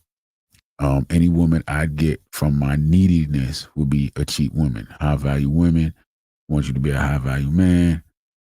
So now I'm working on building my life back up, and it's bringing back our love. We are still living apart, but I started to date my wife again. Okay. Man, you know what? That goes to what I was saying earlier. That goes back to what I was saying earlier about you know what I'm saying? A lot of men, you know what I'm saying, realize that, over a long-term relationship or marriage or whatever, that you begin to lose, you know what I'm saying? You begin to lose that masculine frame. And women are not attracted to, that man who's not masculine, especially if that's what attracted her to him. And a lot of men can look and be honest with themselves and say, yeah, I lost my masculine frame. Like you said, he started building himself back up.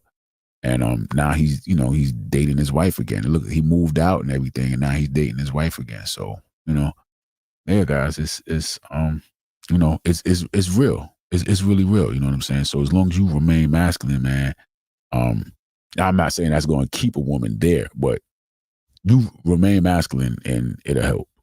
All right. You see. He said, yes, baby mom's left because I lost my job. She felt like I put her in a masculine because she had to provide for us, even though while she was pregnant, I paid for everything for 1 year plus. Yeah, man. Man, I'm sorry. I'm definitely sorry to hear that, man. Yeah, man. It happens, man. It happens, man. Do I think it's fair? Nah, I don't think it's fair. I don't think it's fair at all. But it happens, man. The way I try to make sense of it is I look at it like this. Like I said earlier, I'm a body man. I'm a body man, yo. So I believe that the way a woman looks at men as providers is the way that a man would look at a woman's body. Well, me. You understand what I'm saying? It's just like, yo, once you lose your body, man, what? You know what I'm saying? Like, and so I think that that's how women look at men when it comes to men. You know what I'm saying? Being a provider, providing whatever is necessary. So, yeah, man, it happens, man. I think it's unfortunate, but it happens. You know what I'm saying? But how did that? I'm just curious, man. How did that affect you as a man? You know what I'm saying? Like, how did that affect you as a man? Did the fact that you lost your job, did that make you weak as a man? Did it make you feel like you was less than a man? And maybe you portrayed, or maybe your behavior, you know what I'm saying, kind of showed that you weren't confident, or, you know what I'm saying, maybe your self-esteem took a hit, your ego took a hit, like, or was you still that dude? You know what I'm saying? Was you still that dude even though you wasn't working? And I think that has a lot to do with it. You know what I'm saying? I think it's a lot of men who fall into that situation, but as long as you still can, you don't let it get to you and you still that dude, it might help. You know what I'm saying? I don't know, man. I never been in a situation before, man. But it's an unfortunate situation, man. That's why, guys, man, we got to get our money up, man. And we got to get, any little side hustles, man. Never give up the opportunity to get money. Never give up an opportunity to make money, man. I never give up an opportunity to make money, man. I'm always, doing something. I don't always have money now.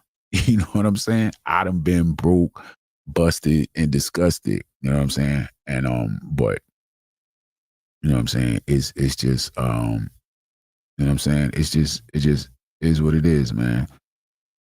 Let me see. Getting back to being masculine, man. I got a comment here. It said, all this is true. It's tough to be a man. I've been on my grind for a year and a half, and I'm so much better. But to maintain this frame, I pray it becomes like second nature to me. You know what? I don't think it'll ever be. I don't want to say I don't think it'll ever be second nature, but you got to constantly work at it. You got to constantly work at being masculine. You know what I'm saying? Every single day, man. One of the things that I do is I do whatever's hard. You know what I'm saying? I do whatever is hard to keep me, in my masculine. When you start doing things that are easy, you start kind of living the easy life, the laid back life, you get comfortable, and I never want to get comfortable. And I think that's part of the cycle that I was talking about earlier. I think that, like when I'm single or when it's just me, when I'm in my zone, when I'm on my purpose, everything is hard. I do everything that's hard. You know what I'm saying? But then when I get in a relationship over time, man, you get comfortable, you get complacent and all of that, man. And you lose that masculine edge, man. You know what I mean? So I think it's something that you just gotta work on. You gotta work hard on, man, every single day. Man, let me see. Okay. Boom. I learned from it. I took the blame and hit rock bottom, man. I went to therapy, got in the gym, watched videos, and I'm great now. Man, that's what's up, man. That's what's up, man.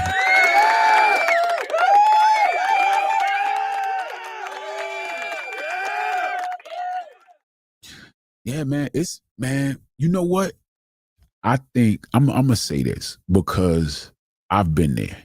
You know what I'm saying? I've been there. I'm sure many men have been there. I hit rock bottom. I've hit, I don't know if I've hit rock bottom, but it felt like rock bottom. I don't know if I could have gone any lower, but I'm telling you, man, I was at my lowest. And I I cherish the experience because it made me into a totally different person. You understand what I'm saying?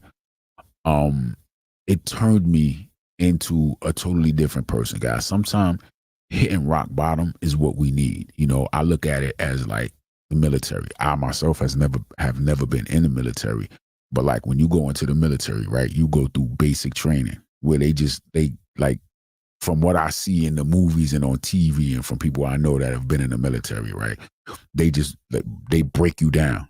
You know what I'm saying? They break you down and build you back up into the soldier that they need you to be. You understand what I'm saying? And so sometimes, to make sense of the things that I've gone through, this is what I tell myself. You know what I mean? I had to hit rock bottom, because had I not hit rock bottom, I would not be who I am today. You know, me hitting rock bottom was necessary for the transformation.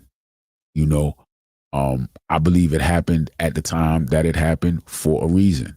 You know, so yeah, man. Sometime, man, you gotta hit rock bottom, man. It'll humble you. You know what I'm saying? It'll humble you, man. I have a full-time job, man. I work 60 to 60, 70 hours, and was hungry. I'm just being honest with you, man. Was hungry. You know what I'm saying? Couldn't put food in my stomach, man. But that's when I was in the gym and I got in my best shape in life. I got in the best shape of my life, man. I was down to 11. I think the last time I checked, I was like down to like 11% body fat. You know what I'm saying? I was rocked out. That was the best shape I've been in my life. But that was when I hit rock bottom. Like bottom, I was bottomed out, man. I couldn't get no lower, man. But man, I was in the best shape of my life, man. I couldn't afford food. You know what I'm saying? I couldn't afford food, man. I was eating nothing but protein shakes. I was eating a lot of beans and all that kind of stuff. Cause like I said, I'm a vegetarian. I don't eat meat. And so it's hard for me to get protein. But I was just on protein shakes, man. They were just running right through me. You know what I'm saying? They was running right through me. I didn't have a good source of protein, like you know what I'm saying? Like chicken. Back when I used to eat meat, man. I was working out. I used to just eat chicken, broccoli, and rice. That's it all day, every day, man. And but now it's a little bit harder for me to get that protein. But hitting rock bottom, man, it's bad, man. It's a humbling experience, man. But man, when you get through it, man, you begin to appreciate what it is that you went through, and it'll definitely turn you, into, you know what I'm saying, a different man. It'll definitely turn you into a different man, man. So I appreciate going through what I went through to get me to be who I am today, man. And hopefully, man, you too. You know what I'm saying? Like, it's a humbling experience, man. But and you know what's good, man? I think I saw it on here. I think you said you was 23. You know what I'm saying? I think you said you was 23. Man, I'm at the time of this recording right now, I'm 50. You know what I'm saying? I'm 50 years old, man. So just, man, listen, I wish I would have like gone through this at 23. You know what I'm saying? The whole trajectory of my life would have been totally different, man. Totally different, man. I would be in a totally different place right now. Most likely. I would probably be in a totally different place, totally different situation, totally different mindset. I would be different, man. But it happened, you know what I'm saying? When I hit rock bottom, man, I was well, let's just say, man, I'm like 2 years in right now. So I was like 48. You know what I'm saying? 48, 49, 50. Yeah. I was about 48, man. When I hit the bottom. I hit the bottom of the rock, yo. You know what I'm saying? But and I was just like, man, it was tough for me because I'm like, man, I'm too old for this, man. I'm 50, you know what I'm saying? I'm 58 years old, man. I'm going to do this, man. What? It was just crazy, man. But yeah, man, listen, man, going to the gym, man, you know what I'm saying? And it is what it is, man. We got to go through it, man. Listen, man, tough times make tough men. You got to remember that, man. Tough times make tough men, period. That's it, man. If you ain't never been through nothing, man, I don't want to say you ain't going to be nothing. But I'm just going to say tough times make tough men. All right, y'all, man. I'm looking at this thing, man. This is 3 hours right here, man. I've been on this live stream, man. We've been on this live stream for 3 hours, man. But I want to appreciate, man. I want to shout out, man, to my the biggest contributors right here, man. The biggest contributors, man. You know what I'm saying? Yeah, listen, man? I have a thing about pronouncing people's names wrong. I just have a thing about it, man. So I don't want to pronounce. Is it Cassires? Cassire? I don't want to pronounce it wrong, man. I'm bad, man. But yo, shout out to you, man, for contributing, man. I appreciate you, man. Absolutely, man. Also, man, Ahmed Lago, I think I got yours right, man. Shout out to you. Shout out to 50, yeah, man. There, man. You know, who else jumped on there? Ty Turner, man. I want to shout you out. I appreciate you. I want to appreciate you for contributing, man. Also, man, King Love was good, man. Appreciate you, man. Oh, New York Panamanian. Why am I looking at it like thinking it's Panamanian, New York Panamanian? What's going on, man? Appreciate you, man. Appreciate you contributing to the you know what I'm saying, to the live stream. Definitely, man. Okay, I said it right. I'm gonna mess it up again, man, at some point, man. But yeah, I said it just like it looks, man. But I just be, nervous, man. I don't want to say nobody's name wrong, and some people don't play that, man. You know what I'm saying? Who else, man? Rogers Jordan, man. Appreciate you, man, for chiming in, man. Appreciate it. Oh man, anybody that I missed? Oh, the very, very beginning, man. Shout out to you, Goldilocks. I appreciate you. Man, who else, man? Billy Blanks jumped in here, man. Appreciate you, man. Thank you, man. Who else, man? I don't know. Is it Stephen or Steven? I'm not sure, man.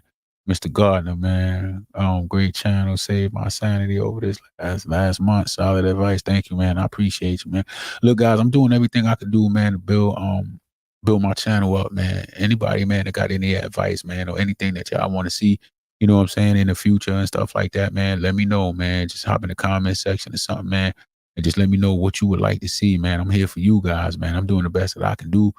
You know what I'm saying, to bring some awareness, man, and just open up the conversation, man.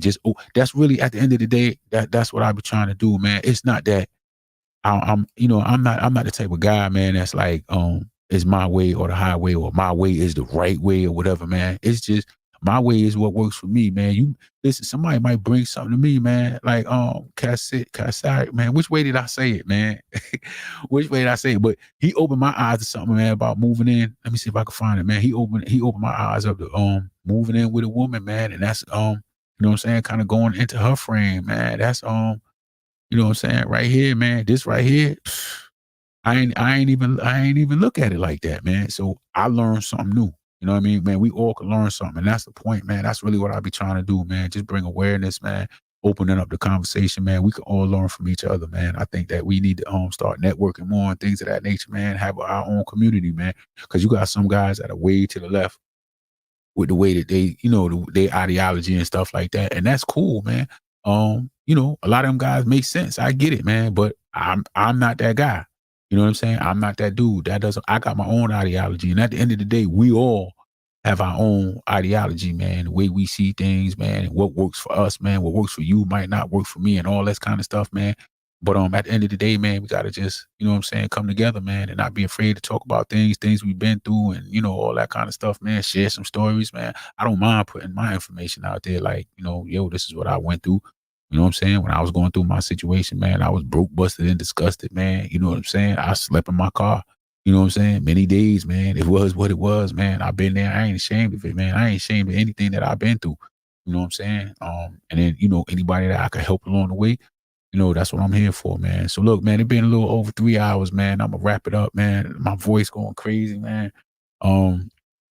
But I definitely appreciate all of y'all for you know what I'm saying, chiming in, man, to the live stream. I'm gonna try to go live a lot more often. But just my schedule will be crazy, man. You know what I'm saying? This is the first Saturday that I had available in a long time, man. I typically work on Saturday, so man. But yeah, man. I appreciate y'all, man, and I'll catch y'all on the next one, man. Y'all be good. Peace.